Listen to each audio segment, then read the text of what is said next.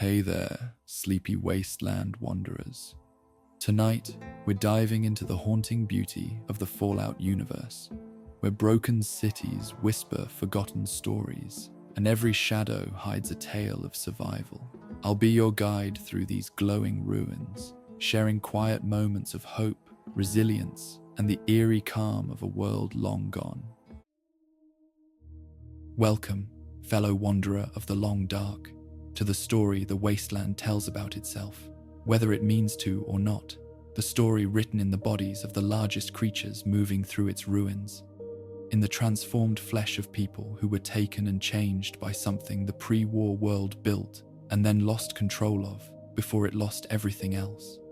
Tonight we explore the real reason super mutants exist, the science, the institutions, the philosophy, and the specific darkness underneath all of it.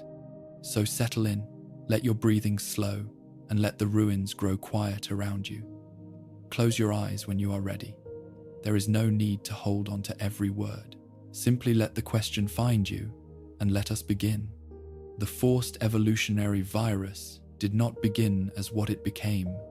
and this fact, the fact of its transformation from something that was being developed for one purpose into something that served an entirely different set of purposes, whose relationship to the original purpose was at best indirect,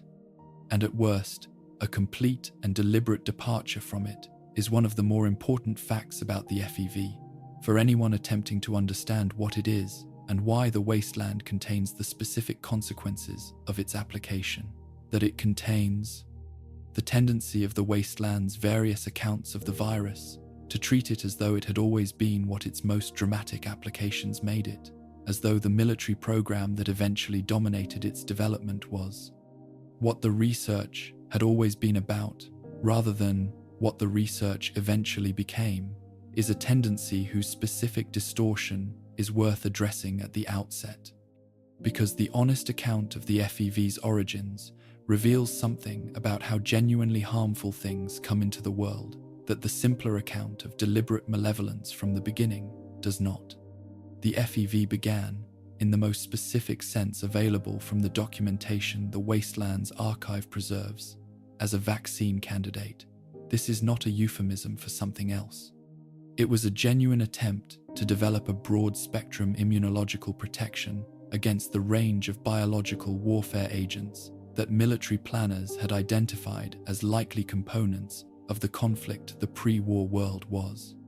methodically preparing to fight. The West Tech Research Facility in California was the institutional home of the early research, and the scientists who conducted that research were, by every available indication from the documentary record, doing exactly what the program's stated objectives described, pursuing the development of immunological tools that might protect American soldiers from biological threats in the coming war. The work was legitimate medical research in its original formulation, funded through the specific institutional channels that the pre-war government had developed for the support of military-relevant science, and conducted by qualified researchers whose professional formation had given them the specific combination of biological knowledge and research methodology that the work required. The critical and honest acknowledgement that the original researchers were not bad people engaged in bad faith research from the beginning is not a defense of what the FEV program eventually became, or an excuse for the specific institutional choices that transformed legitimate vaccine research into something else entirely. It is a necessary part of the accurate account of how the transformation happened, because the specific mechanism by which legitimate research becomes something that causes the harms that the FEV eventually caused is a mechanism that requires legitimate research, as its starting point requires the genuine scientific infrastructure and the genuine institutional support and the genuine professional commitment to producing useful results that only genuinely intended research generates. The harm that the FEV program eventually produced was not the product of straightforward malevolence from the beginning. It was the product of a specific trajectory whose direction was determined by the combination of what the research found, how the institutional context responded to what the research found,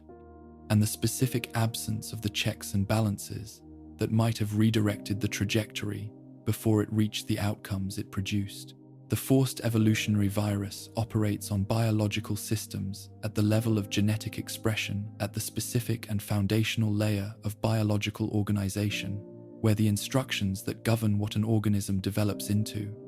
how far that development proceeds, are encoded and implemented. The mechanism is not the addition of entirely new genetic material, in the sense of introducing capabilities that had no basis in the organism's existing genetic architecture. It is something more specific and in certain respects more philosophically interesting than simple addition. It is the removal or bypassing of the specific regulatory elements within the organism's existing genetic architecture that set the upper limits of its development.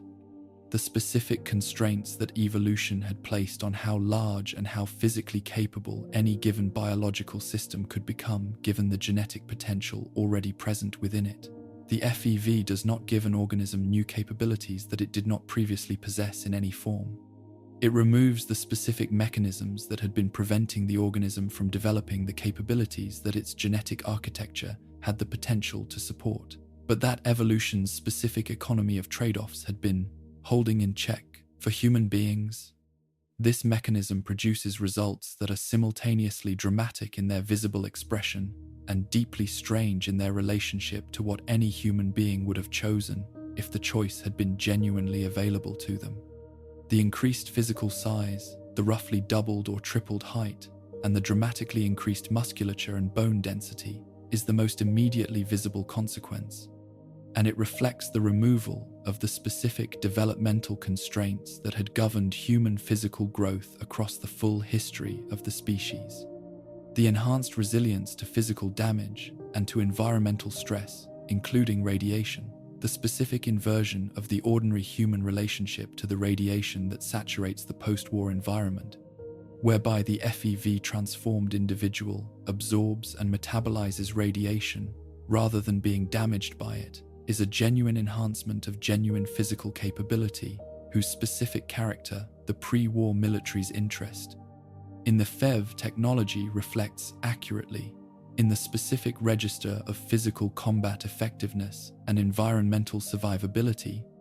the post-transformation human being is considerably more capable than the pre-transformation one, in ways that are real and significant, and not adequately accounted for by any description that simply reduces the transformation to a loss. But the transformation also involves losses that the pre-war military's interest in the enhancement dimensions of the FEV's effects consistently underweighted in its assessment of the technology's military utility,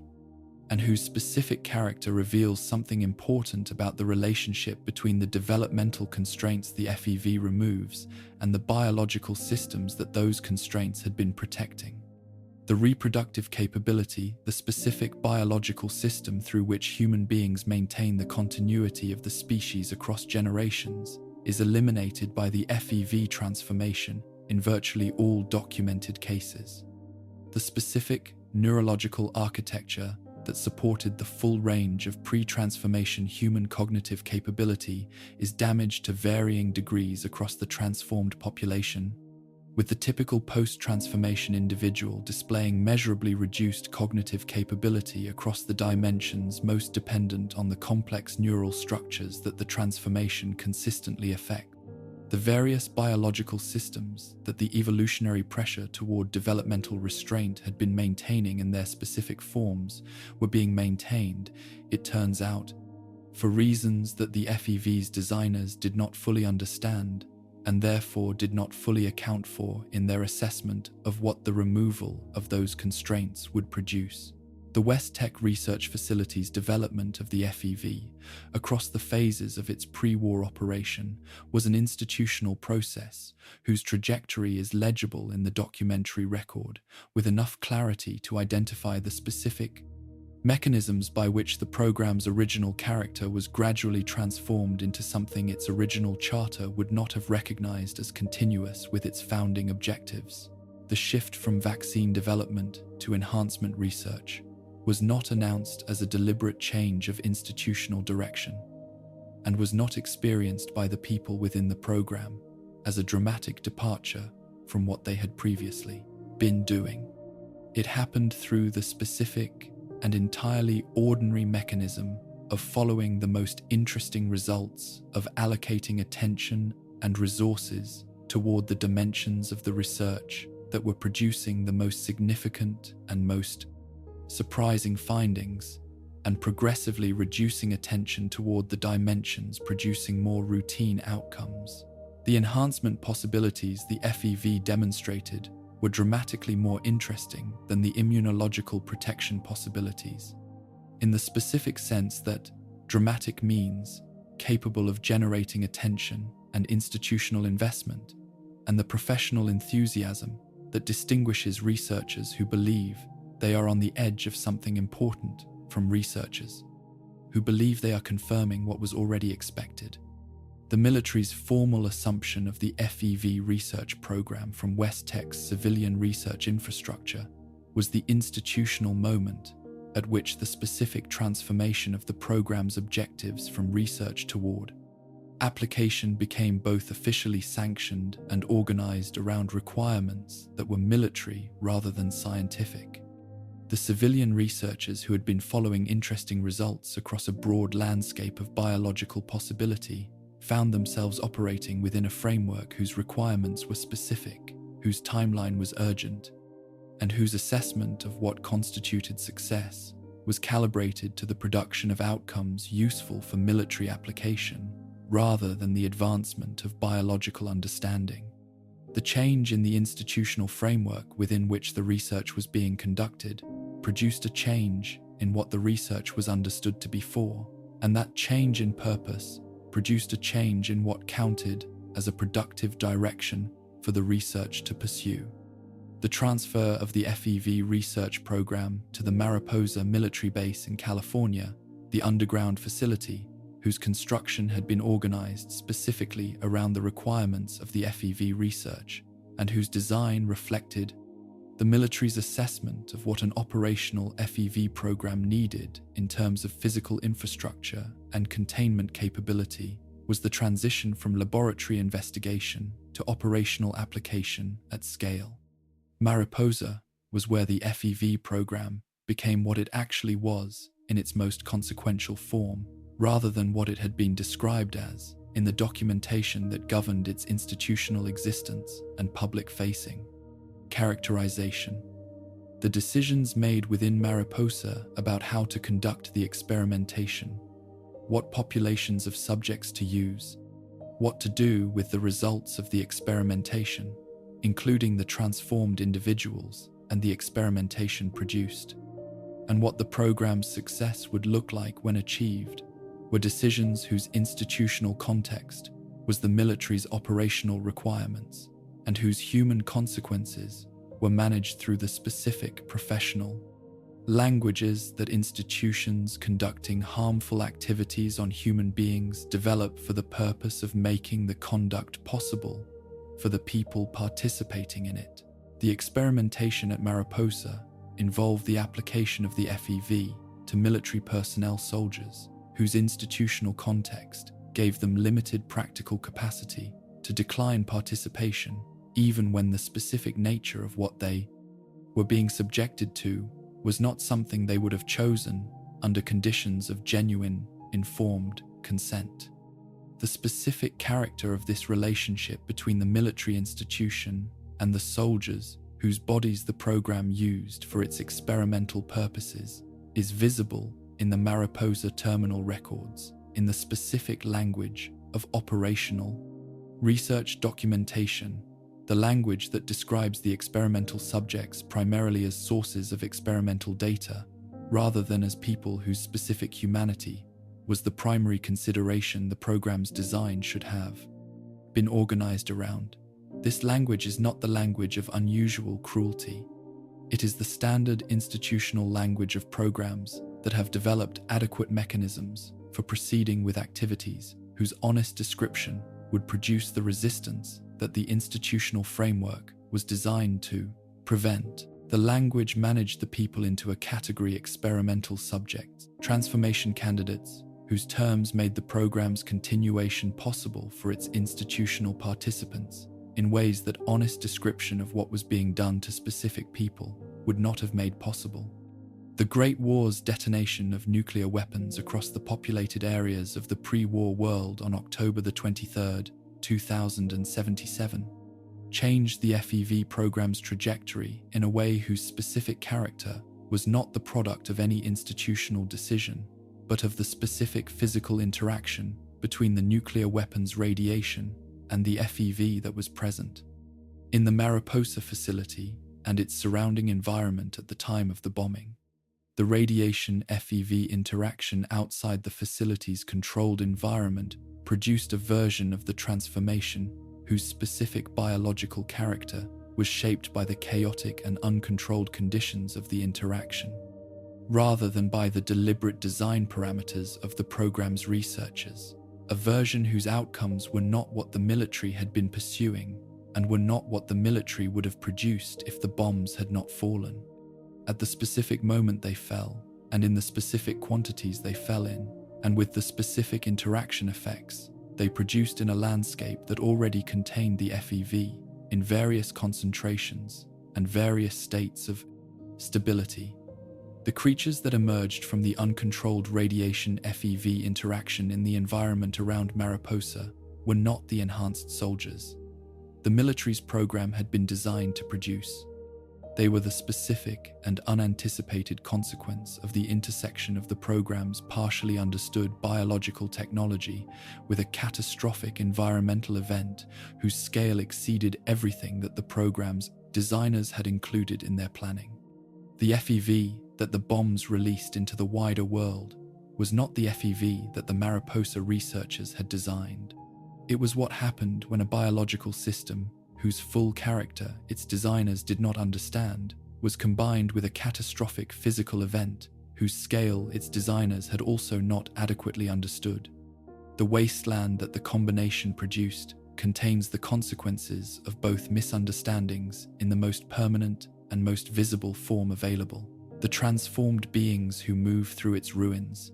carrying in their bodies the irreversible evidence of the pre-war civilization's most ambitious biological program and the most comprehensive catastrophe that civilization eventually produced. Richard Gray was a specific person before he became the master,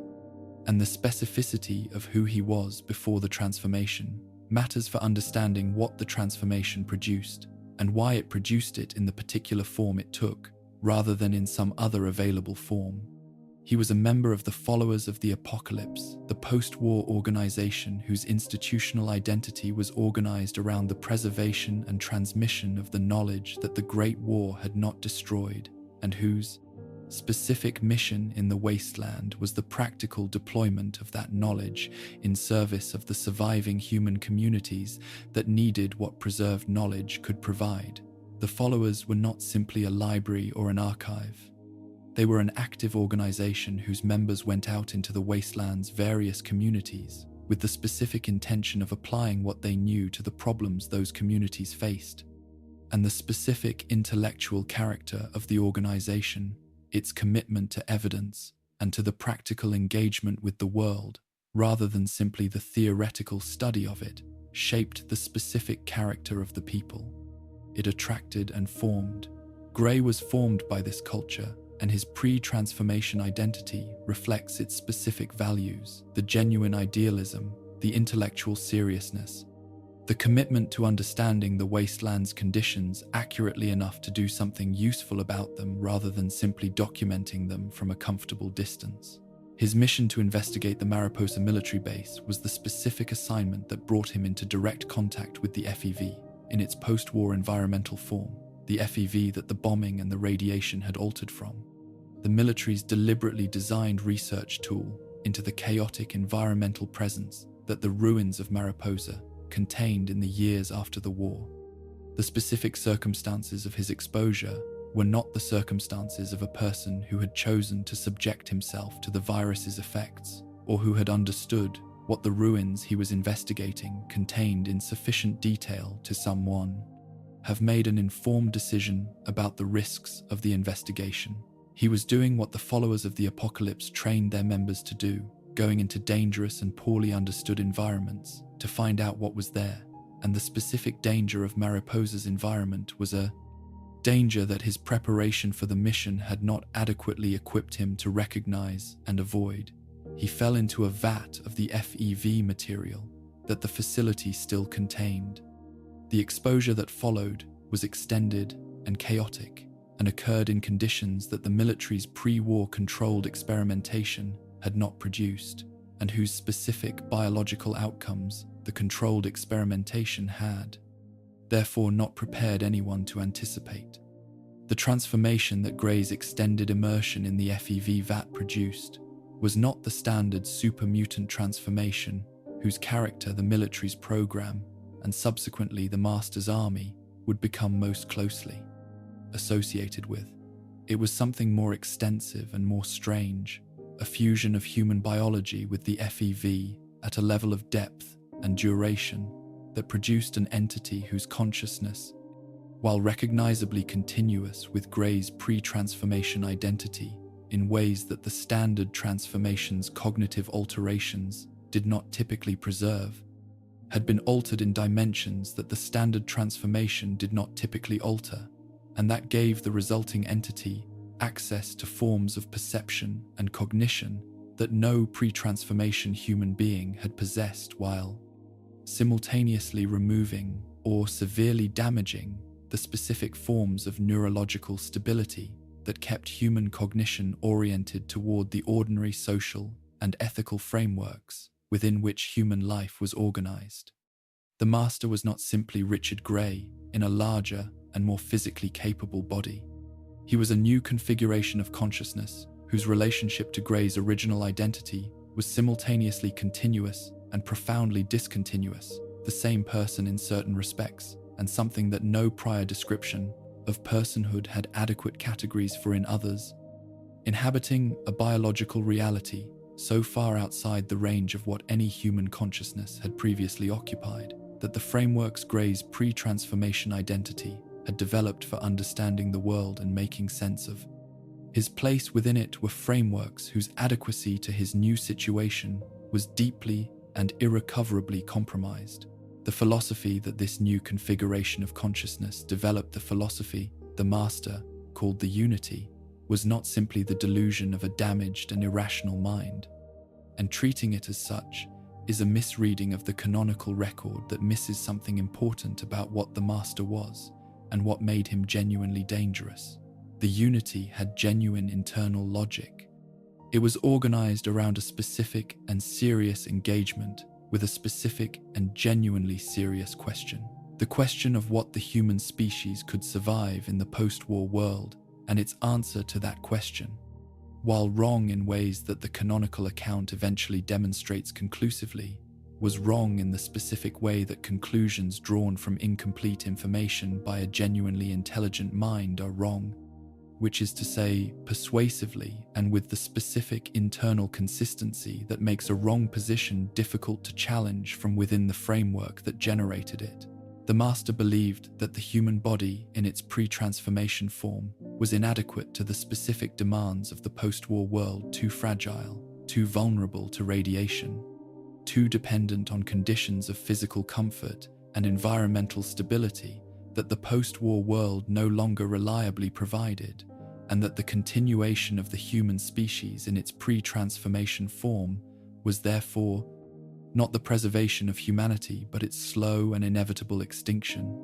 delayed only by the specific combination of luck and resourcefulness that individual survivors could muster in the face of conditions fundamentally hostile to their biological requirements. This assessment was not entirely wrong. The pre-war human body was genuinely poorly suited to many of the specific conditions that the post-war environment imposed, and the challenge of sustaining pre-transformation human life across the long-term conditions the post-war world had created was a genuine challenge, whose difficulty the Master had not simply invented. The Unity's program was the Master's proposed solution to this genuine problem, and the specific character of the solution reflects the specific character of the altered consciousness that had developed it, the specific combination of genuine intelligence and genuine cognitive damage that the transformation had produced in the entity that had been Richard Gray. The solution was the systematic transformation of the human species into the post-transformation form, the universal application of the FEV to the human population of the wasteland, converting the species from the form too fragile for post-war survival to the form that the transformation produced, which was the form capable of surviving the conditions that the pre-transformation form could not indefinitely sustain. This was not a modest proposal. It was the most comprehensive and most permanent intervention in human biology that any post-war institution proposed or attempted, organized around the master's specific conviction that the intervention was not merely beneficial, but necessary, not the enhancement of a species that could survive without enhancement, but the salvation of a species that could not survive without it. The problems embedded in the Unities program were problems of two distinct kinds, and distinguishing between them is important for understanding the specific character of the master's failure. The first kind were the problems he did not understand the specific biological facts about the FEV transformation, whose implications for the Unities program he had not adequately worked out or had worked out incorrectly. The most consequential of these was the supermutant transformation's destruction of reproductive capability, the specific biological fact that the individuals produced by the FEV transformation could not reproduce, which meant that the Unities program, if successful, would not produce a sustainable human species in its new form, but a terminal one, a population that could not replace itself, and that would therefore end not through the environmental pressures the master was attempting to protect against, but through the simple and inexorable biological arithmetic of a population that could not grow and could only decline. This was the problem that the Vault Dweller of the original Fallout's narrative eventually presented to the master in the specific and devastating form of demonstrating it from first principles, and the master's response to the demonstration, his acknowledgement of the problem's fatal implications for the Unities program, and his subsequent decision to end his own existence, rather than continue pursuing a program whose fundamental objective was impossible, was the specific response of a consciousness that, whatever damage the transformation had done to certain of its functions, retained in some dimensions the capacity for genuine reasoning and its honest consequences. The second kind of problems were the problems the master understood and chose not to address, the problems whose existence he acknowledged in some form, but whose implications for the moral character of the Unities program he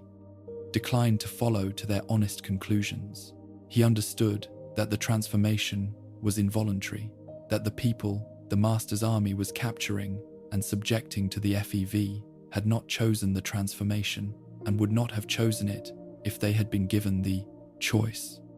His response to this understanding was not the abandonment of the program, but the specific and self-serving philosophical argument that the involuntary character of the transformation was irrelevant or was outweighed by the transformation's ultimate benefits for the species. The argument that the person who resisted salvation from extinction could not be permitted to prevent the species' salvation by the authority of their individual preference.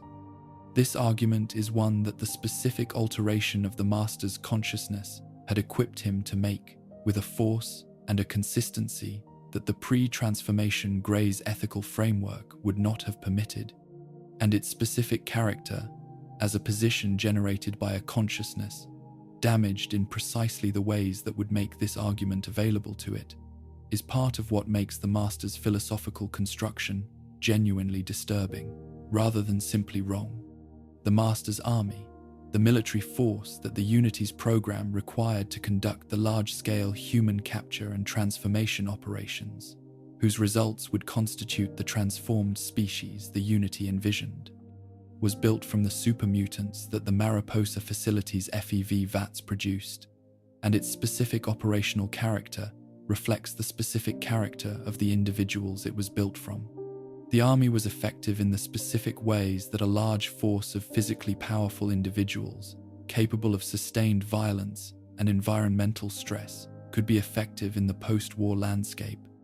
and its campaigns across the Western wasteland, before the defeat the Vault Dweller eventually engineered, were campaigns whose specific outcomes, the destruction of communities, the capture of human beings for transformation, the expansion of the Master's territorial control, were real and significant and experienced by the people within their reach, with the full weight of what they actually were, rather than the philosophical framing Master's justification applied to them. The people captured by the army and delivered to Mariposa for transformation were not experiencing the salvation of their species. They were experiencing the violent elimination of their individual lives in favor of the specific creature the transformation would produce. And the gap between those two descriptions of the same event is the gap between the Master's philosophical framework and the human reality it was applied to. The specific tragedy of the Master's character, the dimension of the narrative that gives it its distinctive moral weight, rather than simply its dramatic interest, is inseparable from the continuity between the entity that became the Master and the person who was Richard Gray. Gray's pre-transformation idealism, his genuine conviction that the wasteland's problems were fundamentally problems of knowledge and capability, that the right application of intelligence and commitment could address, was not simply replaced by the Master's monstrous project. It was transformed into it. The unity was, in the specific and horrible way of the Master's story, the expression of a genuine idealism working through a consciousness whose damage had removed the specific constraints that would have prevented the idealism from becoming the thing it became. The Master believed he was saving the human species. He believed this with the complete conviction of a consciousness whose specific alterations had made the belief impossible for him to evaluate honestly against the evidence that would have undermined it. And the belief was rooted in something genuinely present in Gray before the transformation, the genuine care for the wasteland's human populations, the genuine horror at what the Great War had done to the species, and what the post-war conditions were continuing to do to it, the genuine commitment to doing something about the problem, rather than simply documenting it. The Master was not a person who had decided to harm humanity. He was a person whose specific damage had convinced him he was helping it, and the specific character of the damage was precisely the damage that would make this conviction available to him. The Institute's relationship to the FEV differs from the Master's in almost every respect of institutional context, operational objective, and philosophical justification, and yet arrives at outcomes for the people subjected to the transformation, whose specific character is in certain respects more morally disturbing than the Master's outcomes, precisely because it is more deliberately calculated and more completely stripped of the genuine idealism that gave the unity its specific horror. The Master believed he was saving the human species. The Institute's leadership knew with complete clarity what it was doing when it organized and implemented the Commonwealth Super Mutant program, and what it was doing had nothing to do with saving anyone. It was about maintaining the specific conditions of institutional security and surface community instability that the Institute's leaders had determined were necessary for the Institute's continued autonomous operation in the context of the Commonwealth's political environment. The Institute operating beneath the Commonwealth in the physical remains of the pre-war Massachusetts Institute of Technology, whose resources and whose accumulated scientific knowledge the Institute had preserved and extended across 2 centuries of post-war isolation, had developed its own FEV research program independently of the events in the Mora, West, and the specific character of that program reveals something important about the Institute's institutional culture and its particular relationship to the ethical frameworks that its scientific establishment nominally operated within. The Institute had access to the pre-war FEV research literature in a more complete and more carefully preserved form than most post-war researchers anywhere in the wasteland had the benefit of the original West Tech documentation and the accumulated scientific understanding that the pre-war program had generated, preserved in the Institute's archives in a form that gave its researchers a genuine head start on understanding the virus's mechanisms and its potential applications. The sophistication of the Institute's understanding of the FEV was real. It reflected genuine scientific capability applied to genuine scientific questions about a genuinely complex biological system. And it did not prevent the program from producing outcomes whose ethical dimension the Institute's official documentation consistently and methodically declined to engage with honestly. The Institute's production of super mutants in the Commonwealth served a purpose that the Institute's official communications about the program declined to state directly, a purpose that the terminal records of the Mutants Institute's various divisions preserve in the specific language of institutional research, while managing the actual character of the program's objectives into framings whose terms made the program available for continued official support. The purpose was destabilization. The Institute's leadership had concluded, on the basis of its assessment of the Commonwealth's political dynamics and its specific vulnerabilities to the kind of organized institutional challenge that a sufficiently stable and sufficiently organized surface community might eventually pose, that the maintenance of a persistent destabilizing force in the Commonwealth's surface environment was a strategic necessity for the Institute's continued autonomous operation. Super mutants, large, physically powerful, cognitively impaired in ways that made their behavior reliably aggressive and disruptive to settled community life, were the specific destabilizing force whose production the FEV program made possible, and the Institute's decision to produce them in sufficient quantities to maintain the Commonwealth's surface communities in a state of ongoing instability was a decision organized entirely around the Institute's institutional self-interest, rather than around any consideration of the welfare of the people whose communities the super mutants would be released into, or the people who would be taken to produce the super mutants. The mechanism through which the Institute produced the Commonwealth's super mutant population required the capture of surface humans, people living in the Commonwealth's various communities and settlements,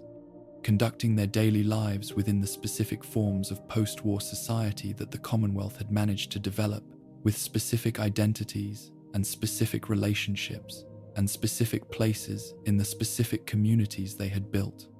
These people were captured by Institute personnel through operations that the Institute's documentation describes in the neutral language of acquisition and subject preparation, and they were transported to Institute facilities, where they were subjected to the FEV transformation, whose outcomes the Institute's researchers had designed the program to produce. The transformation eliminated the people they had been and produced the creatures that the Institute needed for its destabilization program, and those creatures were subsequently released into the Commonwealth's surface environment to do what the Institute had calculated they would do: disrupt, attack, destroy the specific forms of communal stability that the Institute's leadership had determined it was strategically important to prevent from developing. The involuntary character of the capture and transformation, the specific fact that the people taken were taken without consent and subjected to a process that no person would have chosen if given the genuine choice, is the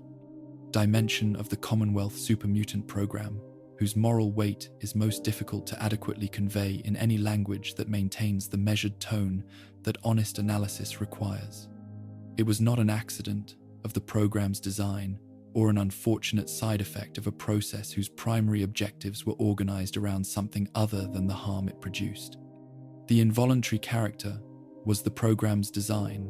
was the specific feature of the process, without which the program's objectives could not have been achieved, because no person with an adequate understanding of what the FEV transformation involved would have consented to undergo it in exchange for nothing, and the Institute had no interest in offering an exchange that would have made consent possible. The people taken were taken because the program required people who had not consented and would not consent, and who were therefore available for the program's use only through the application of force, the specific, institutional, the force of an organization with the technological capability to take people from their communities, and the institutional culture that had developed the specific mechanisms for doing so, without the people within the organization being required to experience what they were doing as what it was. The super mutants who resulted from the Commonwealth program and who continue to occupy the ruins of Boston and the surrounding landscape are therefore the products of this specific institutional decision in the most direct and most uncomfortable sense, the permanent and irreversible consequence of the Institute's choice to use the people of the Commonwealth as the raw material for its destabilization strategy. Each of the super mutants encountered in the Commonwealth was a person in the specific and complete sense that each had a name and a history and relationships and a specific place in a specific community before the Institute's operations brought that community life to an end. The Institute's program did not take abstractions. It took people, and the people it took are now the creatures that move through the ruins of the world the Institute was trying to protect its isolation from, carrying in their transformed bodies the permanent evidence of the choice that produced them. The super mutants that the wasteland's different regions contain are not a single uniform population produced by identical processes from identical source material, a fact whose significance the wasteland's standard practical frameworks for understanding and responding to super mutants have generally underweighted in their organization around the single category of threat, rather than around the genuine diversity of origins and experiences that the condimentive empire category contains. The observable differences between super mutant populations in different regions of the wasteland are differences that reflect genuinely different production histories. And the attention to those differences is not merely the scientific curiosity of a wasteland researcher interested in biological taxonomy, but the morally necessary recognition that the specific circumstances of each population's creation are part of what those populations are, and what the wasteland's relationship to them requires of the communities that share the landscape with them. The super mutants most directly descended from the Mariposa military base's original FEV strain, the population whose history most closely traces the arc from the pre-war military's research program through the Master's Army display the specific biological character that reflects the specific character of the West Tech and Mariposa program's development. They are large, physically powerful, in ways that exceed the already dramatic physical capabilities of other super mutant populations, and they display the specific pattern of cognitive alteration that the Mariposa strain's interaction with human neurology most consistently produces, a pattern that reduces the complexity and the flexibility of the transformed individual's cognitive engagement with the world in ways that are genuine and significant, while not uniformly eliminating the capacity for some form of continuous self-understanding that the more cognitively capable members of this population retain. The Mariposa strain super mutants are the population that the Master organized his army from, and the specific character of the army's operational behavior reflects the specific cognitive profile of the population it was built from, capable of organized collective action, sufficient for the military purposes the Master deployed them toward, but shaped by the specific forms of cognitive limitation that the transformation had produced in ways that gave the Master's organizational framework the specific vulnerabilities that the Vault Dwellers' eventual challenge to the Unity was able to exploit.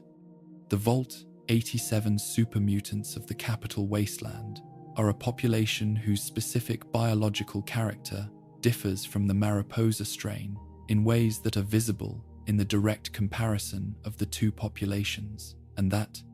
reflect the different FEV strain developed in the Vault 87 program, the Vault Tech experimental facility, whose specific experimental variable was the application of a modified FEV to the Vault's population as the primary research program the Vault had been designed to conduct. The capital wasteland supermutants displayed different physical characteristics from the Mariposa strain population. Different proportions, different skin coloration, different specific behavioral patterns that reflect the different cognitive effects of the different strains' interaction with human neurology. They are in certain respects more uniformly cognitively limited than the Mariposa strain's typical products, which reflects the specific character of the Vault 87 FEV modification, whose design had apparently deprioritized the preservation of cognitive capability relative to the enhancement of physical capability in ways that the Mariposa strain's design had not entirely resolved in the same direction. The documentation of what happened in Vault 87, what the systematic application of the FEV to the Vault's population looked like from inside the facility, what the remaining human residents experienced as the transformation program was conducted around and eventually upon them, is preserved in the Vault's terminal records, in the specific language of institutional research, documentation, and in the more immediate and more affecting language of the personal logs that individual Vault residents kept as they witnessed what was happening to their community. The Nightkin represent a different dimension of the supermutant question, entirely not a separate biological strain, but a specific subpopulation of the Master's army whose specific history had produced a particular form of damage that distinguished them from the broader Mariposa strain population they had originated from. The Nightkin were the Master's elite operatives, the supermutants selected for their relative cognitive capability within the transformed population and assigned to the operational roles within the army's structure that required the specific combination of physical effectiveness and tactical reliability that the army's standard members could not consistently provide. The equipping of the Nightkin with Stealth Boy technology, the pre-war devices whose electromagnetic field generation produced the optical invisibility that made the Nightkin operationally distinctive within the armies. Structure was an operational decision whose specific, long-term, neurological consequences the Master's army's planning had not adequately anticipated or addressed. Extended use of the Stealth Boy technology produces neurological damage in the supermutant biology that the supermutant's generally exceptional resilience to most forms of physical and environmental damage apparently cannot repair. A specific vulnerability of the supermutant neurological architecture to the particular form of electromagnetic stress that the Stealth Boy's field generation produces, whose existence was not known before the Nightkin's operational deployment, made it visible through the accumulation of symptoms across the population of Stealth Boy users within the army. The characteristic schizophrenic symptoms that define the Nightkin's behavioral profile, the hallucinations, the paranoid ideation, the specific forms of behavioral disruption and social impairment that distinguish the Nightkin population from the other Mariposa strain, supermutants are the neurological consequences of the Stealth Boy use that the operational requirements of their role within the Master's army imposed on them. They are damaged not simply by the FEV transformation that all supermutants underwent, but by the additional specific damage that the operational demands of their institutional role inflicted, and the specific character of the damage, the specific quality of the suffering that the Nightkin's condition involves, is the suffering of people whose service to an institutional mission produced injuries that the institution neither adequately anticipated nor adequately addressed. Marcus, the supermutant sheriff of Broken Hills, whose specific character and whose specific history make him one of the more philosophically significant figures in the Wastelands post-war supermutant record, represents a dimension of the supermutant experience that the standard population-level analysis cannot capture, and that requires attention to his specific individual trajectory and his specific individual engagement with the questions his situation raises. He was a member of the Master's army who survived the army's defeat and subsequently spent years traveling through the wasteland in the specific and unlikely companionship of a Brotherhood of Steel paladin who had been his enemy. Before the army's collapse made enemies into travelers and travelers into something that neither the Brotherhood's institutional framework nor the wasteland's standard practical frameworks had adequate categories for. The relationship between Marcus and his Brotherhood companion, who appear in the canonical record only in Marcus's own account of a history whose duration and specific character are both remarkable, was not a resolution of the conflict between their prior affiliations, but a sustained engagement with what happened when two people whose institutional contexts had defined them as enemies were required to navigate the same landscape without those contexts, organize their encounter. The companionship that developed was genuine, and the relationship it produced was the specific kind of relationship that genuine coexistence over extended time between people willing to engage with each other as the specific individuals they were tended to produce,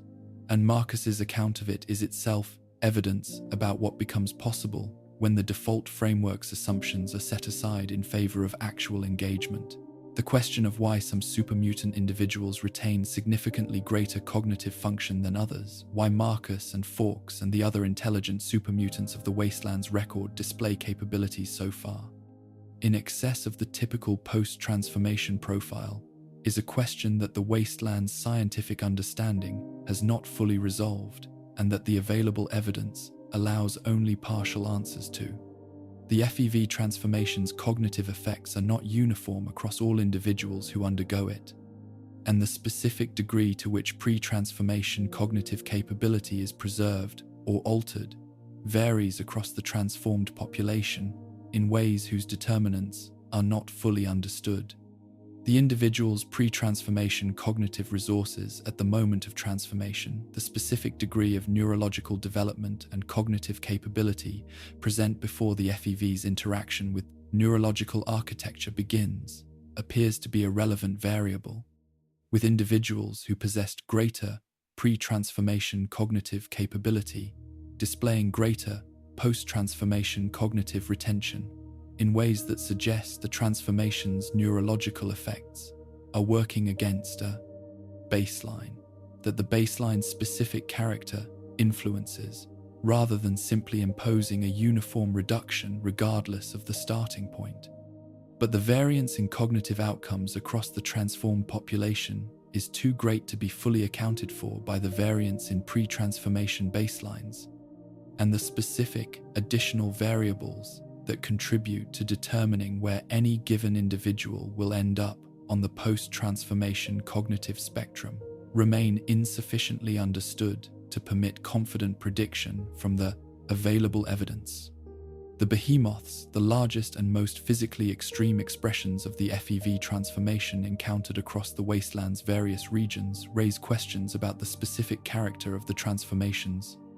biological effects that the standard account of the FEV as a single-step process producing a stable endpoint does not adequately address. The behemoth's size, which dramatically exceeds even the already dramatic size of the standard supermutant population,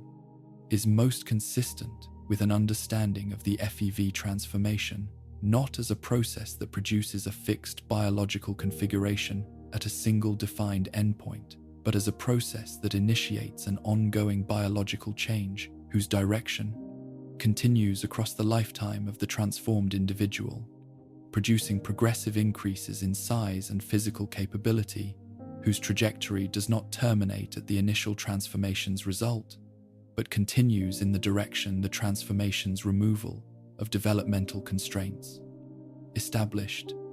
If the behemoths represent the extended trajectory of a transformation whose direction is the ongoing removal of developmental limits rather than the production of a stable, enhanced form,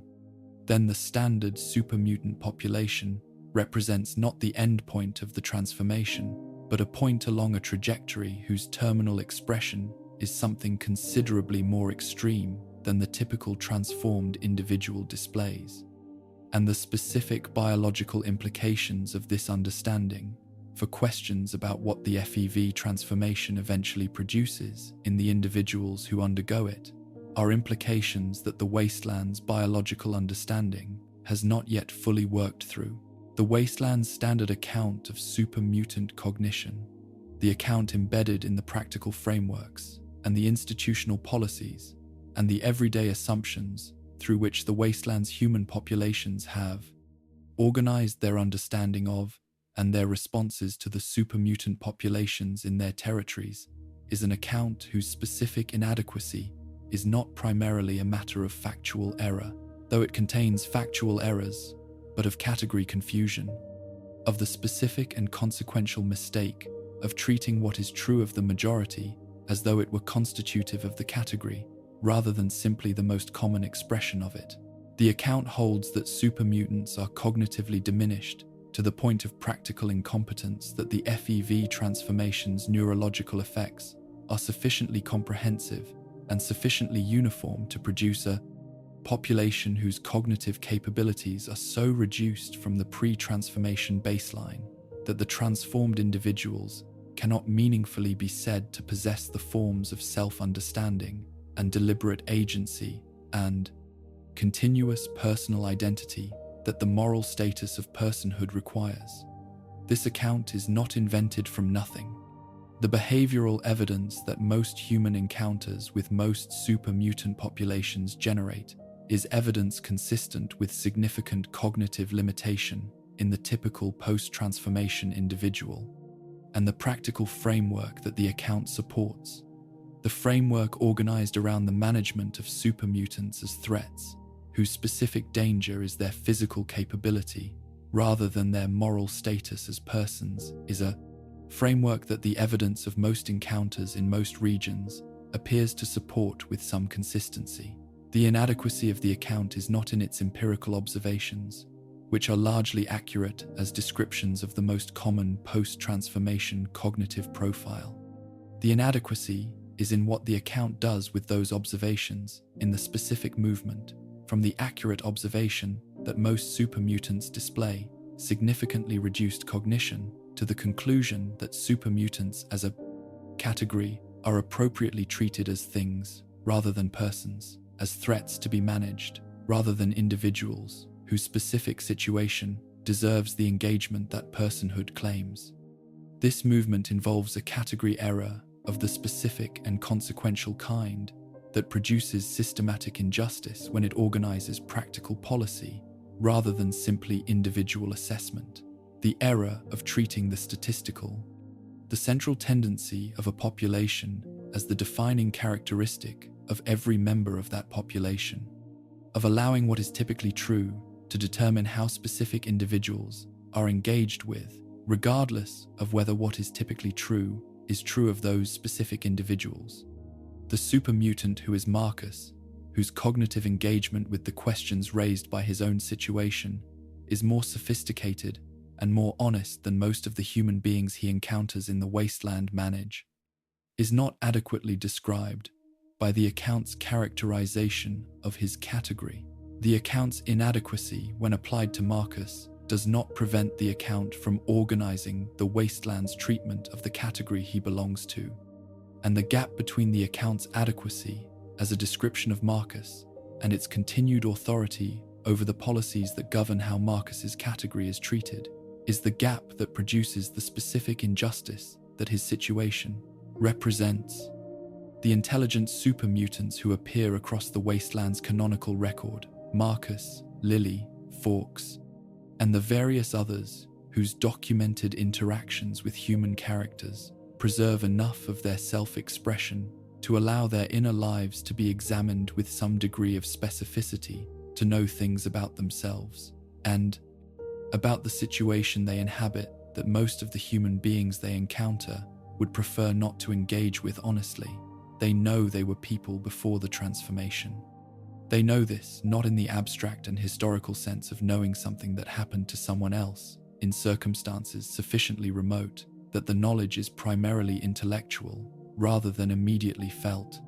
but in the specific and immediate sense of carrying within their current consciousness the continuous thread of the identity that the transformation altered rather than replaced, the memories, the attachments,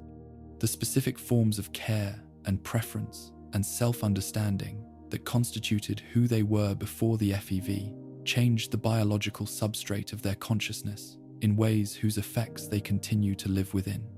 They know that the transformation was done to them, that it was not a choice they made and would not have been a choice they made if they had been given the genuine option of making or declining it. They know that the world they currently inhabit is the world produced by the same civilization that organized the programs that used the people they were, and they move through the ruins of that civilization with the specific quality of awareness that the ruins are not simply the background of their existence, but the material evidence of a history they are part of, in ways that the history has not always been prepared to acknowledge. The specific quality of what the intelligent supermutants know and what the knowing costs them is something that the wasteland's standard practical frameworks for engaging with supermutants were not designed to accommodate, and that most of the human communities whose territories overlap with supermutant populations have preferred not to examine. It is more comfortable in the specific way that practical necessity tends to make the reduction of moral complexity comfortable, to maintain the category of supermutant as a category of threat rather than as a category of persons whose specific situation creates specific obligations for the communities that share the landscape with them. The comfort of the simpler account is real, and the practical pressures that sustain it are genuine. The physical threat that most supermutant populations in most regions represent to human communities in their vicinity is a real threat, and the organization of defensive and offensive responses around that threat is a practical necessity that the communities facing it cannot responsibly set aside in favor of philosophical examination. But the practical necessity of the defensive response does not establish the adequacy of the philosophical account that the defensive response is embedded in, and the intelligent supermutants, whose existence the standard account cannot adequately describe, are the evidence that the account's inadequacy has consequences beyond the philosophical consequences for the specific persons whose situation the inadequate account misrepresents, and therefore for the moral quality of the communities that maintain the misrepresentation because it is convenient. Lily Bowen was a grandmother. This is the fact about her, that her own account of her situation returns to, most persistently, most movingly, and with the most complete disregard for whether the return is strategically useful for her in the specific social contexts in which it occurs, in which she simply says it, the way people say the things that are most important to them, when the saying is the only expression available for the importance. She was a grandmother in Vault 17, which is to say, she was an elderly woman in the specific and complete sense of being someone whose life had accumulated into the specific configuration that the word grandmother names the relationships, the specific forms of love and attachment and daily care that constitute the grandmother role within the social fabric of the family and community structures that hold people together across the generations they span. She had grandchildren whose names she knows, and whose specific characters she knows, and whose specific small daily realities she attended to, with the specific quality of attention that grandmothers develop across the years of attending to. The specific small daily realities of the people they love. This is who she was. She was taken from Vault 17 and subjected to the FEV transformation by the Master's Army, which is to say, she was taken from her grandchildren and from the specific life she had been living and subjected to a process that changed her body into something that dwarfs most of the structures that her pre-transformation body inhabited, and that changed her neurological architecture in ways that have made the maintenance of the continuous thread of her identity across the transformation's dramatic alterations progressively more difficult across the years since the transformation occurred. The Nightkin syndrome, the specific neurological damage produced by the extended stealth boy use that her operational role in the Master's army required, has added to the basic cognitive alterations of the super mutant. Transformation, a specific pattern of perceptual disturbance and paranoid ideation that creates ongoing challenges to her ability to maintain the specific forms of organized self-understanding that her identity as Lily requires. She hears voices, she experiences perceptual disruptions, whose character, the wasteland's available psychiatric frameworks, are insufficient to address with the consistency that their ongoing nature demands. She manages these disruptions with the specific and daily effort of someone who understands that the disruptions are disruptions, who retains enough of the continuous self-understanding that the transformation and the syndrome have been working to erode, to recognize when that self-understanding is being disrupted, and to work to maintain it against the disruption, rather than simply inhabiting the disrupted state as her normal condition.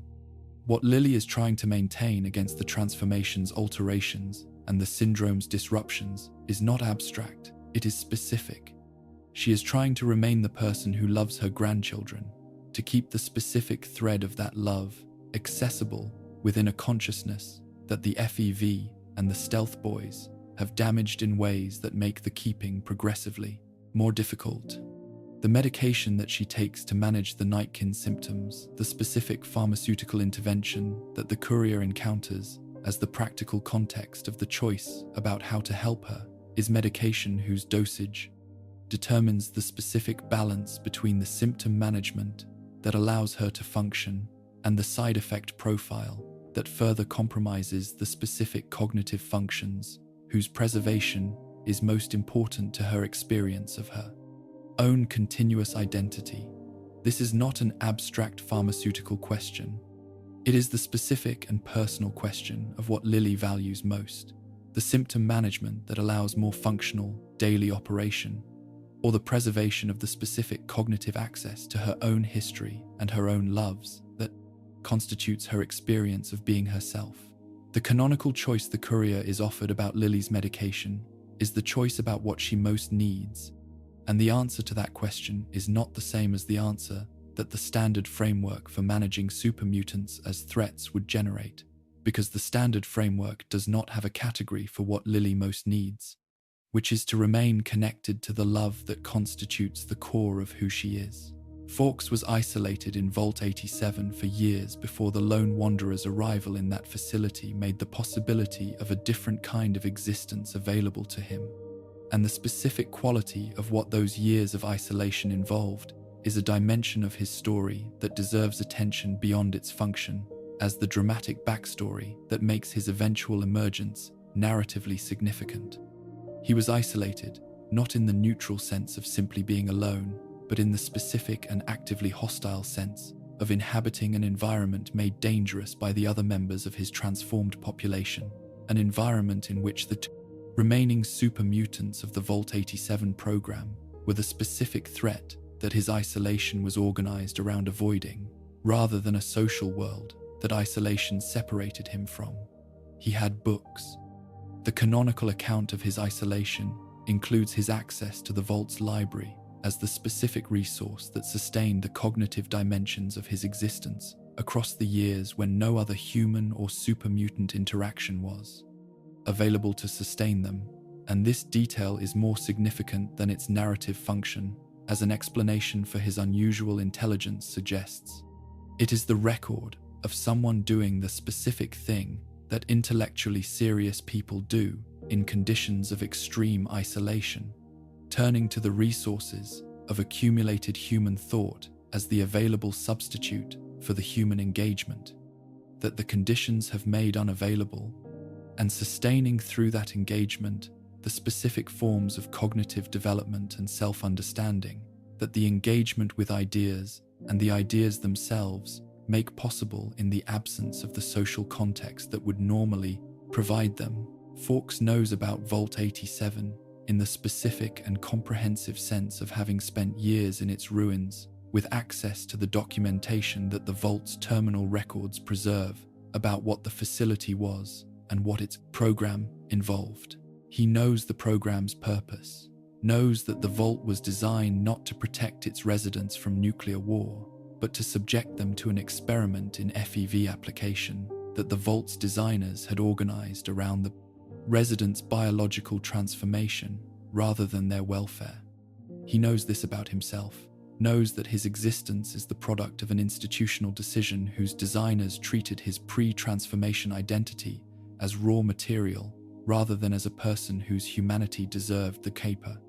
Considerations that humanity deserves. His engagement with this knowledge, with what it means for his understanding of himself, for his understanding of the institutional history that produced him, for his understanding of the world he eventually emerges into, is an engagement whose specific quality is one of the more philosophically significant things in the Wastelands record about the inner life of the super mutant. Experience. He is not defined by the knowledge in the sense of being simply angry about it, though the anger would be legitimate, or simply despairing about it, though the despair would be understandable. He engages with it as a person who has had years of practice engaging with difficult knowledge and who has developed, through that practice, the specific philosophical resources for holding the weight of what he knows without being crushed by it or denying it. The question of what is genuinely lost and what genuinely persists in the FEV transformation, the question that must be answered honestly before any adequate account of what super mutants are and what the Wasteland's obligations toward them can be constructed, is a question whose honest answer requires holding simultaneously two sets of facts, whose simultaneous acknowledgement is more difficult than the acknowledgement of either alone would be. What is lost is real and significant and permanent. The reproductive capability is eliminated in virtually all documented cases, and its elimination is not merely a biological inconvenience, but a fundamental alteration of the transformed individual's relationship to the future, an elimination of the specific form of biological continuity that connects individuals to the generations that follow them, and that constitutes one of the dimensions of what it means to be a person embedded in the ongoing life of a species, rather than simply a momentary occurrence in a biological sequence. The specific neurological architecture that supported the full range of pre-transformation human cognitive capability is damaged to degrees whose variability across individuals does not prevent it from being genuine and significant in the typical case, and the specific forms of cognitive engagement that the damaged architecture can no longer reliably support are forms whose absence from the typical transformed individual's repertoire constitutes a genuine reduction from what the person who was transformed was capable of. The various relational and social identities organized around a human body in a human community, the specific forms of belonging and recognition and mutual care that constitute what it means to live as a person among persons, are disrupted and in many cases permanently altered by the transformation's physical and cognitive effects in ways that cannot be undone by the transformed individual's efforts, however sustained and however genuine. What persists is also real. The continuous experiential identity that the transformation's survivors carry forward, the thread of the self that connects who they are now to who they were before, accessible in varying degrees to different individuals, but genuinely present, rather than simply claimed, in those intelligent enough to articulate the claim, is not a philosophical construct or a convenient fiction. It is the actual fact of a consciousness that has been altered and that persists as the altered version of what it was, continuous with its prior self in the way that everything that changes, while remaining recognizably itself, is continuous with what it was before the change. The specific memories and attachments and forms of care that transformed individuals maintain with varying degrees of completeness. Lily's grandchildren, Marcus's accumulated decades of philosophical engagement with the question of what he is and what to do about it. Fawkes's relationship to the knowledge he has developed across years of isolated reading and reflection are not performances of humanity or strategic claims to moral status, but the actual content of actual inner lives whose specific texture constitutes the most direct available evidence of what the supermutant experience actually involves from the inside. The human quality of the consciousness that inhabits the transformed body, genuinely present even when significantly altered, genuinely continuous with the pre-transformation person, even when the continuity has been stressed and damaged by the transformation's effects, is the dimension of what supermutants are, that the standard account most completely fails to accommodate, and that the honest engagement with the question of their moral status requires most fundamentally to acknowledge. The pre-war military's relationship to the people it subjected to FEV experimentation at Mariposa was a relationship whose specific character is preserved in the documentation the facility's terminal records contain with enough clarity to assess its essential nature with confidence. The people subjected to the Mariposa experiments were military personnel soldiers whose institutional context placed them in a specific relationship to the authority of the military command structure that governed their deployment, and whose practical capacity to decline participation in programs to which that structure directed their participation was limited in ways that made the formal availability of refusal insufficient as a protection against the program's effective coerciveness.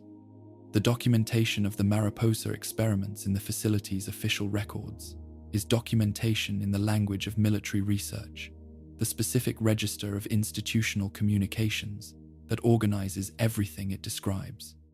In terms of operational requirements and research outcomes and program objectives, rather than in terms of the welfare or the humanity of the specific people the program was being conducted on.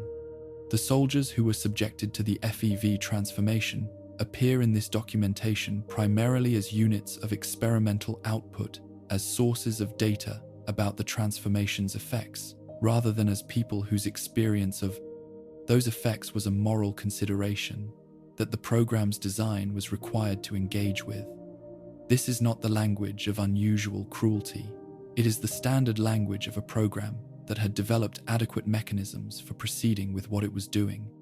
and the standardness of the language is itself part of what makes it disturbing. The evidence that what was done at Mariposa was not an aberration within the military's institutional culture, but an expression of that culture's characteristic relationship to the people within its institutional reach. The Vault 87 program represents the specific intersection of the FEV experimentation with the broader and more comprehensively documented horror of the Vault-Tec experimental architecture, the specific form of institutional betrayal in which the people who entered the vault, believing they were receiving protection from nuclear war, were instead subjected to an experimental program whose design had been organized entirely around the particles, institution's research interests, rather than the residents' welfare. The Vault 87 experiment's specific experimental variable was the application of a modified FEV to the Vault's population, and the documentation of what the program involved and how it was conducted is preserved in the Vault's terminal records in sufficient detail to constitute a genuine and disturbing account of what it looked like from inside the program. Facility to be part of a community whose members were being systematically transformed by the program their supposed protectors had designed around them. The records include the communications of Vault administrators implementing a program whose full implications for the people they were administering it to they were required to manage, rather than acknowledge.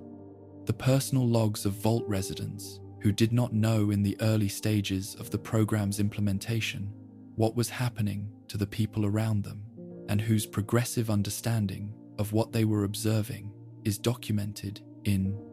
the specific language of horror and grief, and the specific and failing efforts to find some interpretation of what was happening that was more consistent with the protection the Vault was supposed to be providing than the program they were actually experiencing. The Vault's terminal records are among the more affecting documents in the Wastelands archive, specifically because they preserve the gap between what the residents were told the Vault was and what the Vault actually was. Documented from inside the experience of living, through the discovery of that gap in its most concrete and most irreversible form, the Institute's Commonwealth Super Mutant Program, examined within the full context of the Institute's institutional operation and its leadership's understanding of what the program involved and what it was designed to achieve, represents a form of moral failure whose specific character is arguably more disturbing than the Vault 87 programs. Despite the Vault program's greater historical proximity to the pre-war civilization's darkest institutional choices, the Vault 87 program was the product of an institution, Vault Tech, whose entire operational existence was organized around a systematic deception so comprehensive that the people conducting the individual experiments might, in some cases, and with appropriate charity, be understood to have been operating within a framework of institutional self-deception that partially shielded them from the full, honest accounting of what they were doing. The Institute's program did not have this partial shield available. The Institute's leadership knew with complete clarity what the Commonwealth Super Mutant Program involved and what it was designed to achieve, and what the people being taken from surface communities would experience as a result of being taken. They organized the program with that knowledge. They sustained it with that knowledge. They managed its institutional documentation in ways whose specific character reflects the knowledge's presence. The careful deployment of language that declined to describe what the program was, while organizing the program's conduct with complete awareness of what it was. The specific moral failure of the Institute's program is the moral failure of complete knowledge combined with complete refusal of the accountability that complete knowledge creates. And the specific combination of these two things, knowing exactly what is being done and organizing the institutional description of it to avoid acknowledging what is being done, is one of the more precise, available expressions of what institutional moral failure looks like in its most deliberate and most calculated form. The Wasteland's treatment of its super mutant populations is not primarily the product of individual human beings making individual assessments of individual super mutants based on the full available evidence about what those individuals are and what their specific situations require in terms of the engagement appropriate to them. It is primarily the product of institutional and community frameworks whose specific character was established before any given individual's encounter with any given super mutant, and that organize the encounter's terms in ways that the encounter's specific evidence is rarely sufficient to override. The default framework super mutants as threats to be managed, rather than persons whose specific situation deserves the engagement that personhood claims, is a framework that the Wasteland's various institutional actors have developed, sustained, and in many cases actively promoted for reasons that have more to do with the framework's practical convenience for those institutional actors than with its accuracy as a description of what super mutants are. The Brotherhood of Steel's relationship to super mutants across its various regional chapters is among the more instructive, available examples of how institutional identity organizes the practical framework's assumptions into something more rigid and more ideologically stable than the practical evidence of individual encounters would independently sustain. The Brotherhood's mission, the preservation and controlled deployment of pre-war technology in service of the Brotherhood's understanding of humanity's best interests, is a mission whose specific formulation of humanity the Brotherhood has generally defined in ways that exclude the FEV transformed, even when specific transformed individuals demonstrate the cognitive and behavioral characteristics that the definition's application to other cases would require to be included. The institutional consistency of this exclusion across different Brotherhood chapters encountering different supermutant populations in different regions suggests that the exclusion is not the product of accurate assessment of the specific evidence about specific supermutant individuals, but of an institutional identity whose specific formulation of humanity required the exclusion as a definitional matter rather than as an empirical conclusion. The Brotherhood's treatment of supermutant destruction as a component of its institutional mission in certain regional contexts, as something the Brotherhood does because it is the Brotherhood rather than because specific mutants have done specific things that justify specific responses, is the expression of this institutional identity working through operational policy, and the specific character of that expression reveals something about how institutional identities that incorporate moral categories into their definitional structure can sustain practices that the honest assessment of specific cases not support. The New California Republic's relationship to supermutants in the territories it governs or influences represents a different expression of the default framework, one organized less around ideological definition than around the practical framework's most immediate expression as security policy. The NCR's engagement with supermutant populations is primarily an engagement with their threat character, the specific danger that supermutant territorial presence represents to the NCR's citizens and to the stability of the settlements and trade routes that the NCR's regional governance depends on maintaining. This engagement is not ideologically driven in the Brotherhood's sense, but it arrives at similar practical outcomes for most supermutant individuals, because the practical security framework, like the Brotherhood's ideological framework, is not organized around the assessment of specific individuals' specific situations, but around the management of a category whose defining characteristics are the threat characteristics that the typical population expresses. The NCR's policy instruments for dealing with supermutant populations, the military operations, the containment measures, the bounty systems that incentivize the destruction of supermutants as a category, are instruments calibrated to the practical security problem rather than to the moral complexity of the category they are applied to. And the specific individuals for whom the moral complexity of the category most clearly applies are the specific individuals for whom the practical security instrument's application is most clearly inadequate as the complete account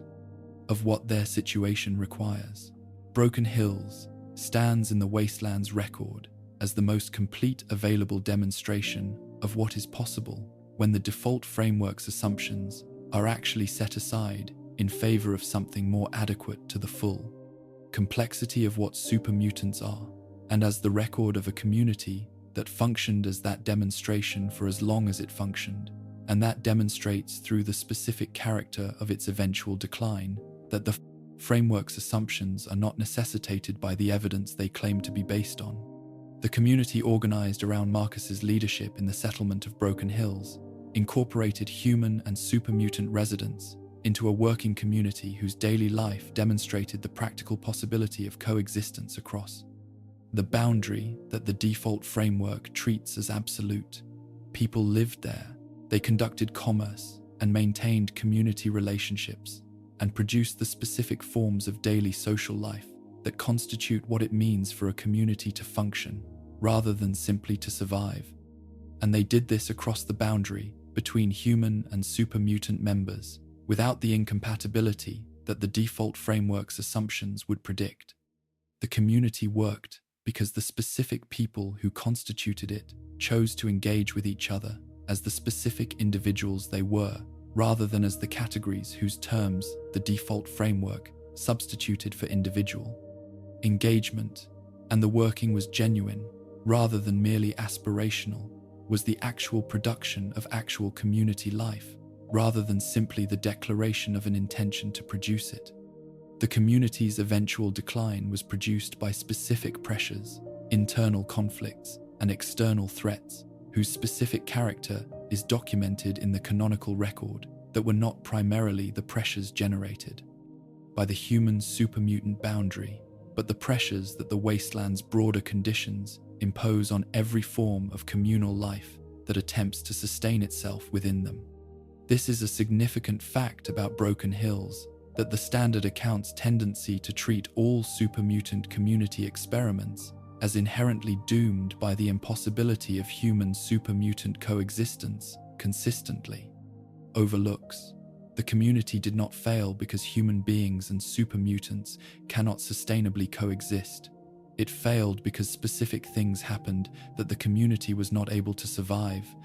and the specific things that happened were things whose primary causes were not the human supermutant boundary that the default framework treats as the most likely source of any such community's failure. Broken Hills is evidence, not proof, not a guarantee, but genuine evidence whose character, the honest assessment of the wasteland's available examples, cannot ignore that what the default framework treats as impossible is possible, and that the framework's assumptions are assumptions rather than conclusions drawn from the evidence they present themselves as reflecting.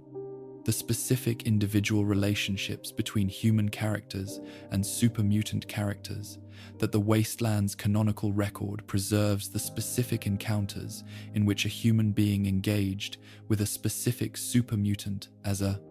specific person, rather than as a representative of the category of threat, are the most direct available evidence about what the engagement actually produces when it is genuinely undertaken. These relationships are not numerous in the canonical record, and their relative scarcity is itself evidence about the specific difficulty of the genuine engagement across a boundary that the wasteland's practical and institutional frameworks have organized themselves around treating as absolute, but they are genuine, and the specific quality of the encounters. They represent the specific forms of recognition and mutual engagement, and the specific things that those forms make possible between the specific individuals involved is evidence that cannot be adequately described by the default framework's terms, and that the honest account of what supermutants are and what the wasteland's relationship to them involves cannot responsibly ignore. Marcus and the Brotherhood Paladin, whose years of shared travel produced a genuine companionship. Fawkes and the Lone Wanderer, who chose to engage with him as a person rather than as a threat, and who received in return the engagement of someone who had been waiting for exactly that choice to be made. These are small things in the broader geography of the wasteland's history. They are not small things in the account of what is possible when the default framework is set aside in favor of what the honest engagement with specific individuals in specific situations actually produces. Marcus occupies a position in the wasteland's supermutant record that is genuinely unique, not simply unusual, within the category of intelligent supermutants, whose cognitive preservation makes sustained self-reflection possible, but unique in the specific sense that his particular combination of extended post-transformation experience, preserved intellectual engagement, and genuine philosophical commitment to the questions his situation raises, produces an account of what the supermutant experience involves across time that no other available source in the wasteland's record replicates with anything.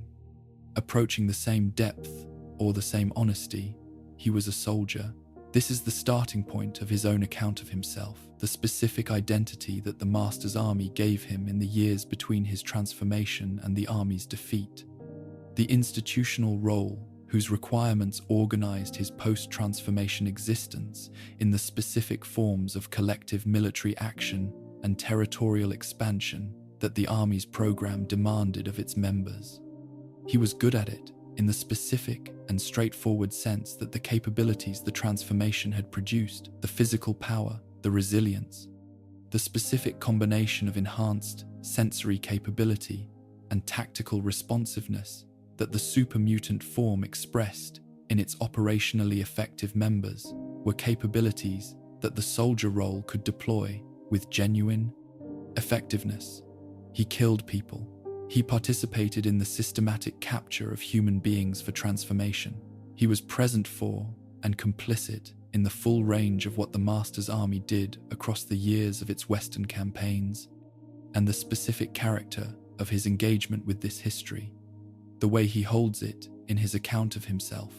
without either the self-exculpation that would make it more comfortable to acknowledge, or the performative guilt that would make the acknowledgement more palatable to others, is part of what distinguishes his voice in the Wastelands record as something worth attending to with genuine seriousness. The relationship that developed between Marcus and the Brotherhood of Steel Paladin, who became his traveling companion after the army's defeat, is among the most significant and most under-examined facts in the Wastelands account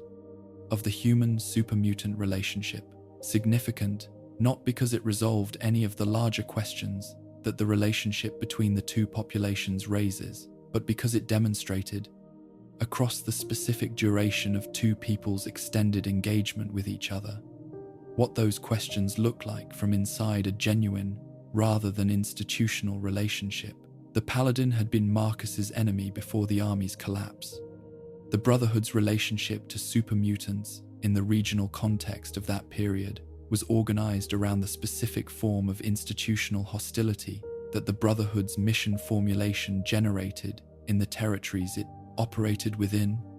and the specific operational expression of that hostility in the Paladin's prior conduct had been the conduct of someone whose institutional framework treated the destruction of super mutants as a legitimate, and indeed obligatory,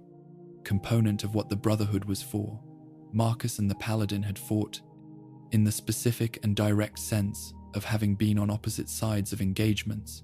whose outcomes, one or both of them, had survived through the specific combination of capability and chance that combat produces in its survivors. The army's defeat changed the institutional context that had organized the opposition between them, without changing the people themselves, without changing what Marcus was, or what the Paladin was, or the specific histories that each of them carried into whatever the post-army period of their existence would become. What it changed was the framework within which they encountered each other, removing the specific institutional imperative that had previously organized their encounters around mutual destruction, and replacing it with the specific absence of institutional imperative that leaving the surviving members of a defeated army to find their own subsequent purposes tends to produce. They traveled together. The specific reasons why, the specific circumstances that made the decision to travel together rather than apart seem like the available option to two people whose prior relationship had been organized around trying to kill each other are not fully preserved in the canonical record, which preserves the fact of the companionship rather than its full originating circumstances. But the fact of it is itself significant, because the fact is that two people whose institutional contexts had defined them as enemies found in the specific absence of those contexts the possibility of a different kind of relationship, and the relationship they found was genuine rather than merely transactional. Marcus describes the years of traveling with his Brotherhood companion in terms whose specific quality is the quality of someone who has spent considerable time thinking about what the experience meant, and who has arrived at an understanding of its meaning that is both honest and insufficient honest, because it acknowledges the specific strangeness of the relationship and the specific things it required of both participants to sustain. Insufficient because the full meaning of the experience exceeded what any available framework for understanding human super-mutant relationships had been designed to accommodate. They talked, they argued, they worked through the specific practical challenges that the Wastelands landscape imposed on two travelers whose different biological configurations meant that those challenges presented differently to each of them and required different responses. They developed the specific forms of mutual knowledge that extended shared experience reliably produces between people who are paying attention to each other, knowledge of the other's specific character, specific capabilities, specific forms of humor and seriousness, and the specific textures of how they engaged with the things they encountered together. This is what Marcus's account of the companionship preserves, in the specific and unpretentious language of someone whose philosophical seriousness does not translate into rhetorical elaboration, but into the direct statement of what he observed and what he concluded from what he observed. He and the paladin were companions. The companionship was genuine. The genuineness is the thing that matters most about it, and the thing that the default framework's assumptions most completely fail to predict. Marcus's eventual settlement in Broken Hills, and his assumption of the role of the community's sheriff, and later its de facto leader, reflect the specific conclusions that the years of post-army existence had produced in him, about what a post-transformation life organized around something other than the army's program could look like, and what it required of the person attempting to live it. He wanted the community to work with the specific and genuine commitment of someone who had spent years thinking about what was possible, rather than simply inhabiting the practical default of what had always been done. For the specific experiment of human and super-mutant coexistence that Broken Hills represented, to demonstrate through its functioning that the assumptions the default framework rested on were assumptions rather than conclusions. His investment in Broken Hills was not simply the investment of a leader in the community he administered. It was the investment of a philosopher in an argument he was trying to make through the medium of actual community life, rather than through abstract proposition.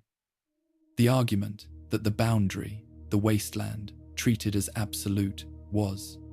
not absolute, that the people on both sides of it were people, and that the specific work of building and maintaining the conditions under which people could live together across that boundary was work that the wasteland was capable of, and that was worth doing. The failure of Broken Hills was not the refutation of Marcus's argument that the default framework's proponents treated it as, because the specific causes of the community's eventual decline were not the causes that the default framework predicted would produce its failure. The community did not fail because human beings and super mutants could not sustainably coexist. It failed because the specific combination of external pressures and internal conflicts that the canonical account documents produced outcomes that the community's resources and organizational structure were not sufficient to manage.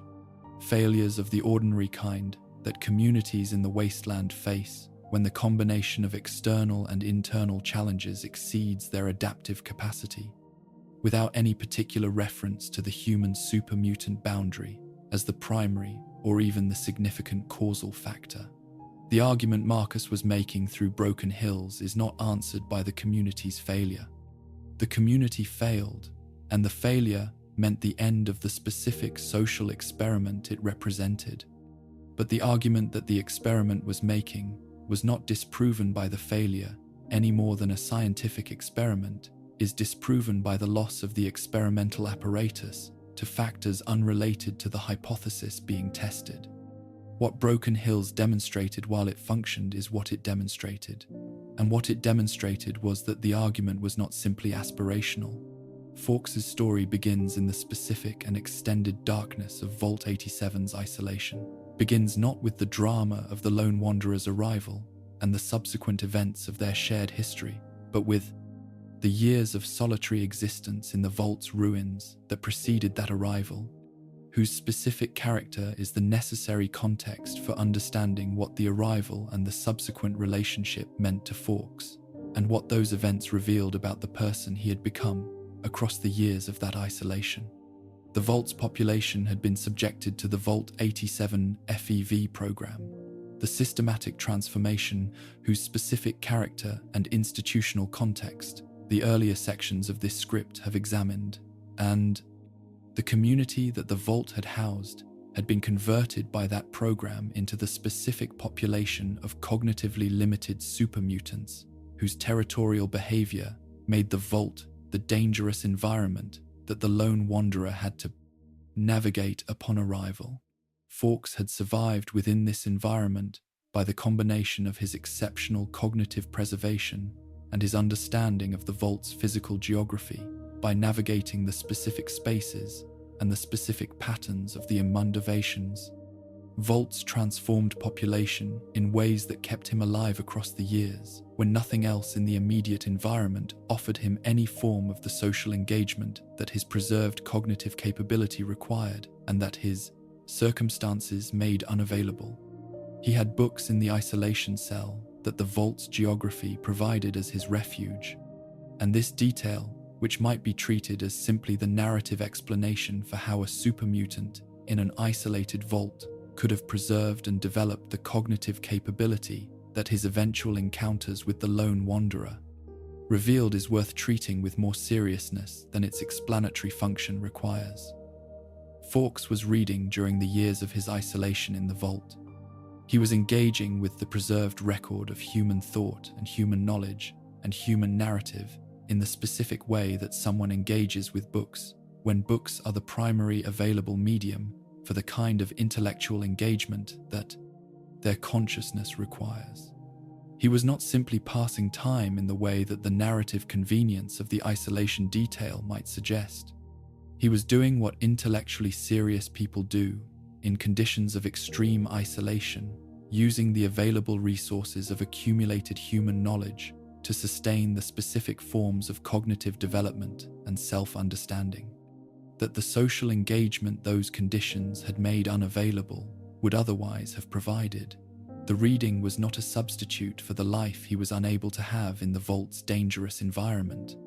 It was the life itself, the specific form of existence that his circumstances made available to him, inhabited with the full seriousness that the existence deserved. His knowledge of Vault 87's history and purpose, the specific and comprehensive understanding of what the facility was and what had been done in it,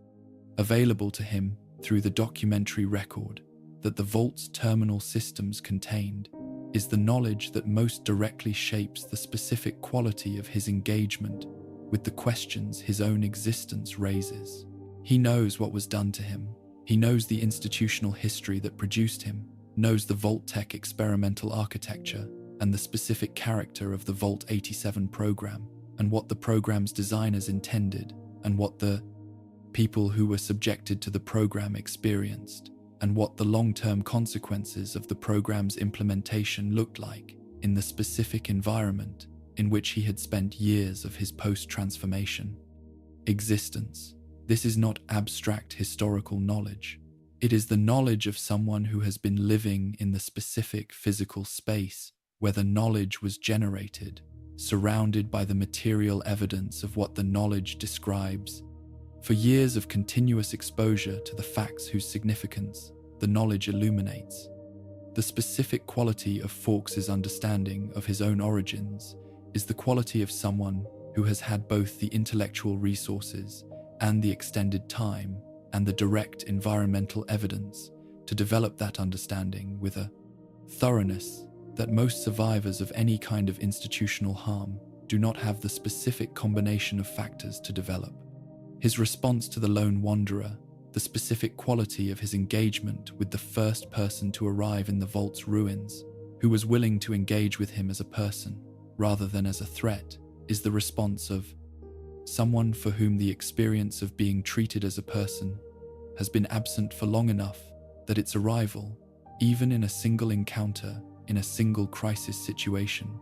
carries the specific weight of something that had been missing rather than simply the weight of something that had not yet occurred. He was helpful. He was genuinely, practically,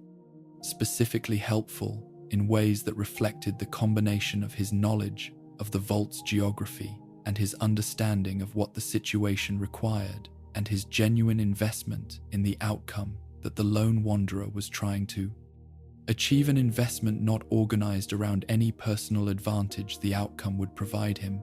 but around the specific and apparently straightforward moral assessment that the thing being attempted was worth helping with. This seems like a small observation until it is placed in its proper context, which is the context of a being who had been isolated in a dangerous environment for years without any form of social engagement, and who, in his first substantive encounter with another person after that isolation, behaved with the straightforward moral consistency of someone whose extended reflection on what was right to do had produced a character capable of acting on that reflection immediately, and without the hesitation that uncertainty about the right course of action produces in people who have not done the reflection. The The question that Fawkes's existence most directly addresses is the question of what cognitive preservation means for moral status in the specific context of the FEV transformation, what the fact of his preserved and developed intelligence implies for the obligations that the people and the institutions responsible for his transformation bear toward the person who persists in the creature the transformation produced. His own engagement with this question is not organized around the demand that specific accountability be assigned and specific recompense be made, which would be the response of someone whose primary relationship to the injustice of their situation was organized around the rights claim that the injustice generates. It is organized instead around the more fundamental question of what to do with the existence that the transformation produced, how to inhabit the life that Vault 87's program created as a byproduct of its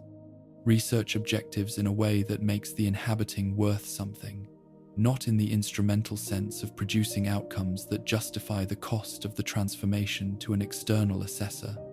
but in the intrinsic sense of constituting a genuine life, rather than simply a biological continuation of the person the transformation eliminated. This is the philosophical question that the isolation in the vault and the years of reading had given Fawkes the specific tools to engage with seriously,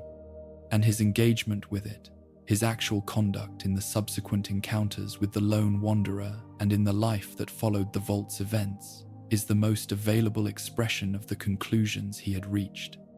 Lily Bowen's story has already received the sustained attention it deserves in an earlier section of this account,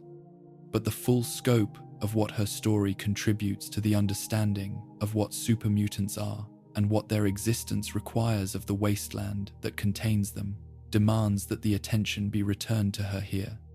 in the context of the individual stories that illuminate dimensions of the super mutant experience that the broader analysis cannot capture. She was a grandmother in Vault 17. The specific repetition of this fact is not a rhetorical device, but the honest acknowledgement that the fact is the most important thing about her. The most important thing in the sense of being the thing that most directly reveals what the FEV program took from her and what she is still trying to hold on to against the taking's comprehensive effects. The grandmother identity is not a charming quirk of characterization. It is the specific form that Lily's continuous self-understanding most persistently takes the form in which the thread of her identity that the transformation and the Nightkin syndrome have been progressively working to sever is most alive and most clearly present in her current consciousness. She knows who she is because she knows she is a grandmother. When the knowing is most available to her, when the cognitive disruptions are less rather than more severe, when the specific mechanisms of her continuous self-understanding are functioning at their best rather than their worst, she is fully and completely the specific person she has always been, carrying within a body that nothing in her prior experience could have prepared her to inhabit the entire specific texture of who she was before the transformation. The medication question that the canonical account presents in the context of the courier's relationship with Lily is worth examining with more care than its narrative function, as a character development choice suggests it deserves. The question is not really about medication dosage. It is about what Lily most needs, and what Lily most needs is something that the wasteland's available categories for understanding and responding to super mutants have not been organized around providing. She needs to remain herself to maintain the specific connection to her own continuous identity that constitutes her experience of her own existence as the existence of the person she is, rather than the existence of a creature whose the relationship to the person she was is purely historical rather than experiential. The medication that manages the Nightkin symptoms more aggressively also compromises the specific cognitive functions whose preservation is most important to her experience of that connection. And the medication that preserves those cognitive functions more completely also leaves the Nightkin symptoms more active and more disruptive to her daily functioning. Neither option is good. Both options involve costs that Lily is the appropriate person to assess and weigh, because they are costs in dimensions of her existence that only she can fully evaluate from the inside of the experience of her own life. The courier's role in the canonical choice is not to determine what Lily needs, but to understand enough about what she needs to make the choice that the understanding generates in a way that honors her own account of what she values most. This is a small moral exercise in miniature, the specific, practical expression of what treating a super mutant as a person rather than as a category of threat actually requires in the specific context of a specific individual's specific situation. The unnamed super mutants constitute the vast majority of the super mutant presence in the wasteland, and their majority requires acknowledgement in the most specific and most uncomfortable terms available, even when, especially when, the specific persons they were are not recoverable from the documentary record or from any other available source. Each of the super mutants encountered in the ruins of Boston, in the territories of the capital wasteland, in the contested landscapes of the Mojave, in every region of the post-war world where the FEV program's various expressions produced their permanent consequences. Each of them was someone before the transformation that made them what they now are. The someone they were had a name. The name was given to them by specific people who cared enough about the specific individual to have committed to the specific act of naming, which is one of the earliest and most fundamental expressions of the recognition of a new person's particular and irreplaceable individuality. The name was used by specific other people in specific interactions across the years of a life that had the full texture of an ordinary human life, the daily routines and the specific relationships and the particular forms of work and rest and engagement with the world that constitute what it means to be a living person embedded in the social reality of a human community. The transformation eliminated the name from the creature's accessible self-understanding, in the majority of cases, eliminated not the person who bore the name, but the cognitive access to the thread of continuous identity. That would make the name recognizable as one's own, rather than as a label applied by others to a category of creature. This is not a small thing. The loss of one's name in this specific sense, the loss of the cognitive architecture that makes the name the expression of a continuous selfhood rather than simply an external designation, is among the more profound and more specific losses that the FEV transformation imposes on the transformed individuals. Because the name is the specific linguistic expression of the continuous personal identity, whose elimination is the transformation's most significant and most permanent effect on the human beings subjected to it. The wasteland encounters the unnamed super mutants and manages them within the category of threat, and the category's name, super mutant, replaces the individual names that the category's members lost in ways that the category's practical function in organizing human super mutant encounters does not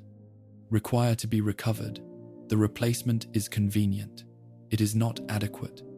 The real reason super mutants exist, the answer to the question that this script's title promises, is not a single fact, but a convergence of facts whose combined weight constitutes the honest answer to the question rather than any one of its components alone. Super mutants exist because the pre-war civilization developed the specific combination of biological capability and institutional framework that made the FEV programs possible.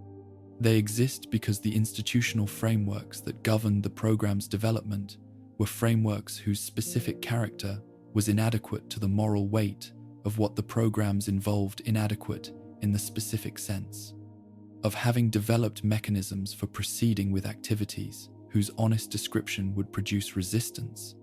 mechanisms that allowed the programs to be organized and sustained and expanded without their full moral character being available as a consideration in the institutional decisions that governed them. They exist because the Great War that the pre-war civilization organized its most powerful institutions around preparing for, and eventually brought upon itself, released the program's partially understood biological technology into an environment whose specific conditions transformed it in ways that produced consequences, whose scale and permanence the program's designers had not anticipated. And they exist because the post-war civilizations that inherited the ruins of the pre-war world inherited also the specific institutional capacities and the specific institutional cultures that had made the pre-war programs possible, and deployed those capacities and cultures in new institutional contexts with new stated objectives and the same fundamental relationship to the humanity of the people their programs used. The continuity of the institutional logic across the pre-war and post-war periods is the most disturbing dimension of the real reason, because it demonstrates that the Great War, the comprehensive, catastrophic destruction of the pre-war civilization that might have been expected to constitute an interruption sufficient to break the specific institutional patterns that had produced the worst of what the pre-war world had done, was not an interruption sufficient to break those patterns. The Institute reproduced the essential character of the Vault-Tec and Mariposa programs, not because it had access to those programs' institutional histories and deliberately chose to continue them, but because it had developed, independently and from within its own institutional culture, the same relationship to the people within its institutional reach, that those programs had expressed the relationship that treats human beings as material for the achievement of institutional objectives. This relationship is not unique to the programs that produced super mutants. It is a relationship that institutions with adequate power and adequate mechanisms for insulating their decision-making from the human consequences of their decisions reliably develop when those insulating mechanisms are not themselves checked by external constraints adequate to their power. The FEV programs are among the more visible and more permanent expressions of this relationship because their outcomes are so physically obvious and so biologically permanent. But the relationship whose expression they are is a relationship that the wasteland's various institutions have expressed in other forms as well, and whose continued expression, in whatever forms the ongoing development of post-war institutional life produces, will continue to generate consequences whose specific character will depend on what specific capabilities those institutions develop and what specific populations are available to be used by those capabilities. What the wasteland might yet choose, the dimension of the real reason that is still open rather than historically settled, is the dimension that the examination of the full account of what super mutants are and where they came from makes most visible as genuinely open, rather than determined in advance by conditions that cannot be changed. The wasteland's communities are not required by anything other than the inertia of established frameworks to continue treating super mutants as a category of threat rather than as individuals whose specific situations create specific obligations. The Brotherhood of Steel is not required by anything other than its institutional identity, which is the product of specific choices made by specific people in specific historical circumstances, and is therefore something that specific choices made by specific people in the present circumstances could change to treat super mutant destruction as a component of its mission. The NCR is not required by anything other than its current policy framework, which is the product of the specific political processes that have generated it, and that the ongoing operation of those political processes could, in principle, modify to organize its security responses around the management of a category rather than the engagement with specific individuals. The conditions for something better are present in the wasteland. They have been present since Broken Hills functioned, and before that, since Marcus and his Brotherhood companion discovered that the companionship they had not anticipated was possible, was genuinely possible. They are present in the specific and ongoing existence of the intelligent super mutants, whose presence in the wasteland's communities, in the various settlements where Marcus and the other intelligent survivors of the Barnes transformation have found or created spaces where their specific capabilities and their specific personhood can be engaged with, rather than simply managed, demonstrates that the better relationship between human and super mutant populations is not only theoretically possible, but actually occurring in specific places where the choice to make it occur has been made. The conditions for something better are present. Whether the wastelands communities and institutions will make the choices that the conditions permit is the question that the wastelands' ongoing history will answer or decline to answer, as it has been answering or declining to answer it for the full duration of the post-war period. The super mutants who move through the wasteland's ruins are the permanent testimony to what the civilizations that produced them chose, and what those choices produced, and what the honest accounting of those choices requires of the communities that inhabit the world the choices made. The testimony is not going away. It persists in the bodies of the transformed. For as long as the transformed persist, patient and massive and present in the ruins of the world that organized the programs that took the people they were and made them the creatures they are, carrying in their altered flesh the permanent and irreversible evidence of what the pre-war civilization was willing to do to the human beings within its institutional reach, and what the post-war civilization was willing to do to the human beings within its institutional reach, and what the honest account of both civilizations requires of the world that came after them. The testimony is available for acknowledgement or for continued management. The wasteland has generally preferred the management. The honest account of what super mutants are and where they came from insists on the acknowledgement, and the insistence is not softened by the management's convenience, or by the length of time that the management has been the default, or by the practical pressures that the default's maintenance has allowed itself to present as justifications for its continuation. The acknowledgement is what the testimony requires. The testimony will persist until it receives it, or until the world that contains it ends without it ever having been received, which is the other available outcome, and the one that the wasteland's current trajectory makes more rather than less likely if the trajectory continues without the specific choices that would redirect it. Rest now, fellow wanderer of the long dark, and let the weight of what has been examined tonight settle slowly and gently into the quieter territory where the mind releases its hold on the things it has been carrying and allows them to find their own level in the dark, not forgotten, not resolved into the comfortable simplicity that resolution would require the honest account to sacrifice, but held with the specific quality of patience that the most important and most difficult things deserve from the people willing to take them seriously.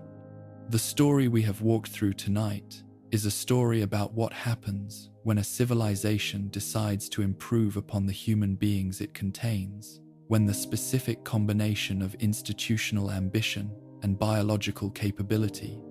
the particular absence of adequate constraint, produces a program whose outcomes is the civilization that organized it would not survive to witness, and whose consequences the world that replaced that civilization continues to inhabit in the most permanent and most irreversible form that consequences can take, which is the form of specific living beings moving through the ruins of the world that made them what they are. The super mutants who move through those ruins are not the wasteland's monsters in any sense that adequately describes what they actually are, though the practical frameworks of wasteland survival have found the monster category convenient enough to sustain across 2 centuries of continued application. They are the permanent testimony of the pre-war civilization's most ambitious biological program and the post-war civilization's decisions to continue its essential logic in different institutional forms, with different stated justifications, and with the same fundamental relationship to the humanity of the people whose biological transformation. The programs organize themselves around the relationship that treats human beings as material for the pond. Achievement of institutional objectives, rather than as persons whose specific humanity is the primary consideration that the objectives must be accountable to. Each of the massive figures that move through the wasteland's collapsed buildings and abandoned facilities and contested territories was a person before the programs that produced them were applied to the person they were. The person is not simply gone in every case, in Marcus and in Fawkes and in Lily and in the various others whose stories the Wastelands record has preserved with enough specificity to examine. The person persists in forms that the transformation's eliminatory pressure was insufficient to erase entirely, and the persistence is genuine and real and morally significant in ways that the default framework for understanding supermutants was not designed to acknowledge, and that the honest account of what they are insists on acknowledging,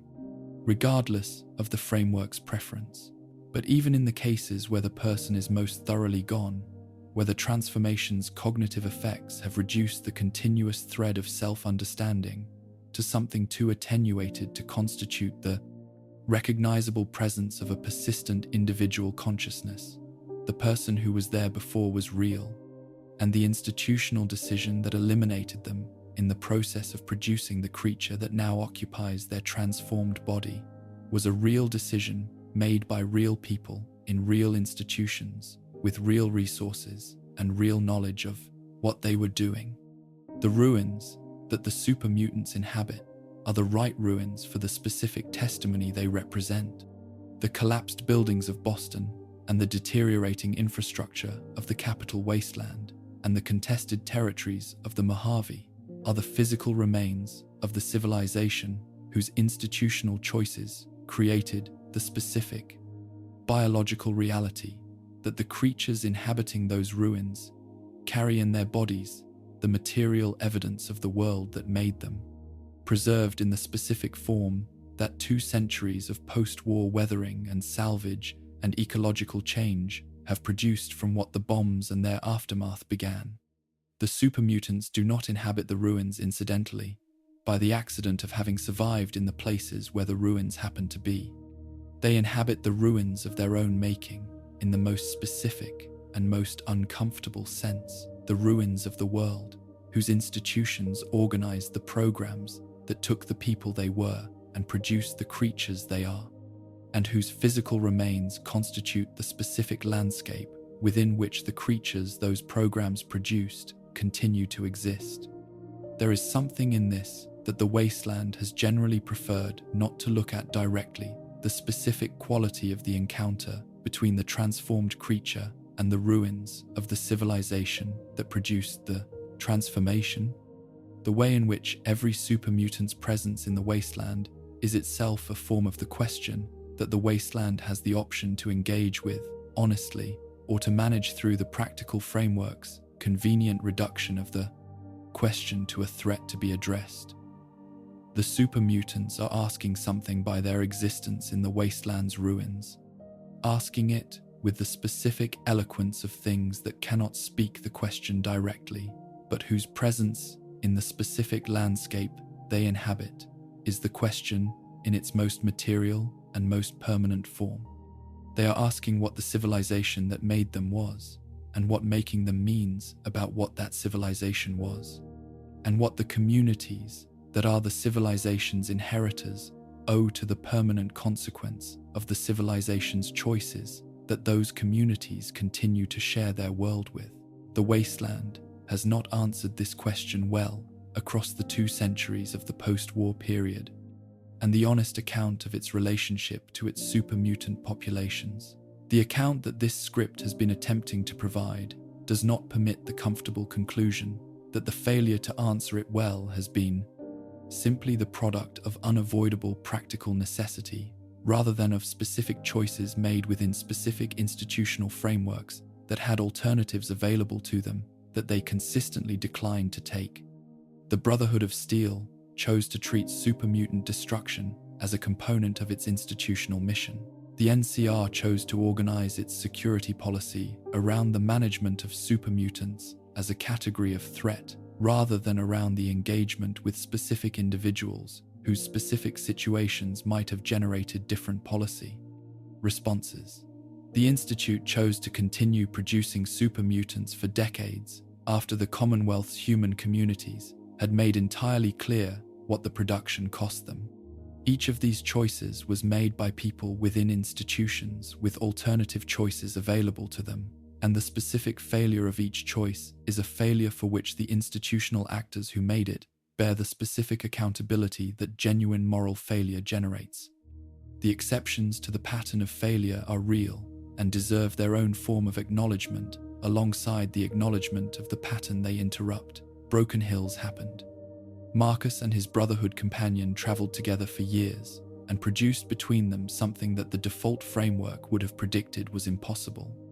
Fawkes and the Lone Wanderer engaged with each other as specific persons in a specific situation and produced through that engagement the specific outcomes that genuine person-to-person engagement consistently produces when it is genuinely undertaken. These exceptions are not sufficient to dissolve the pattern or to vindicate the overall character of the Wastelands' relationship to its super mutant populations. But they are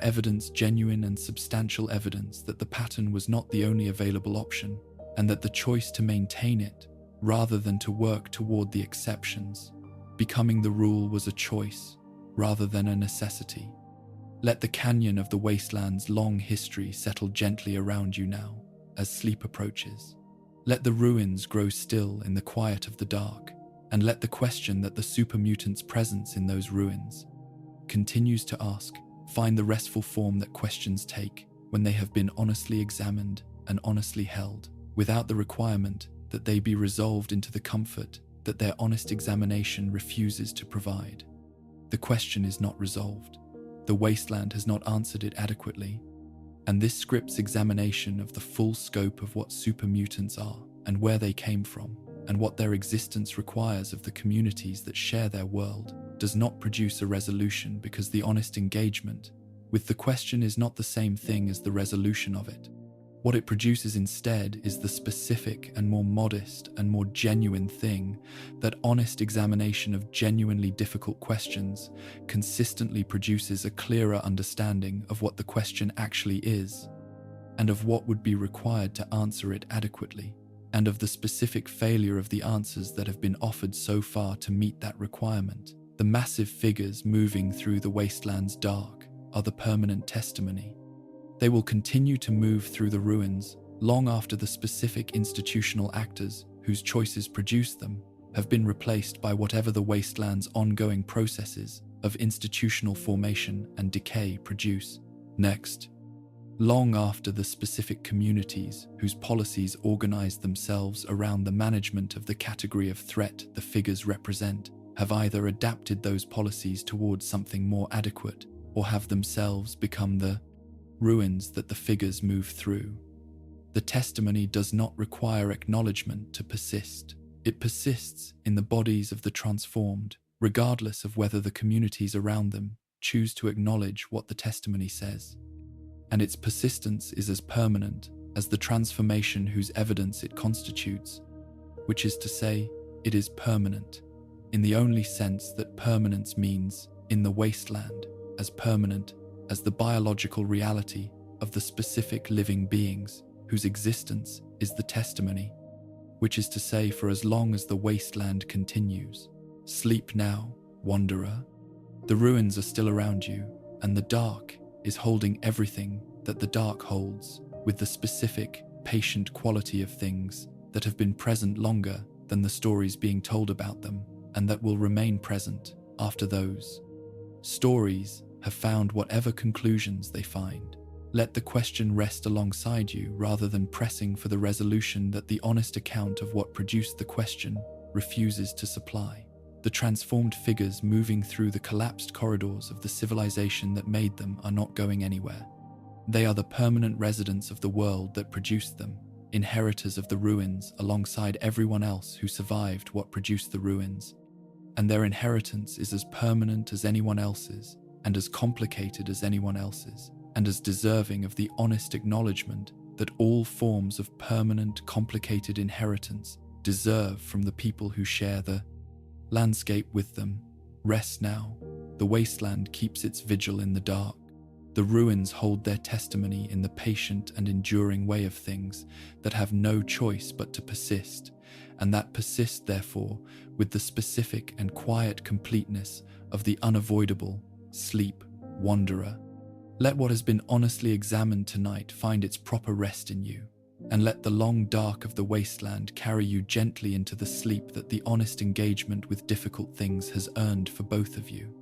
The testimony will be here when you wake. It is always here. It is the wasteland's most permanent and most honest thing.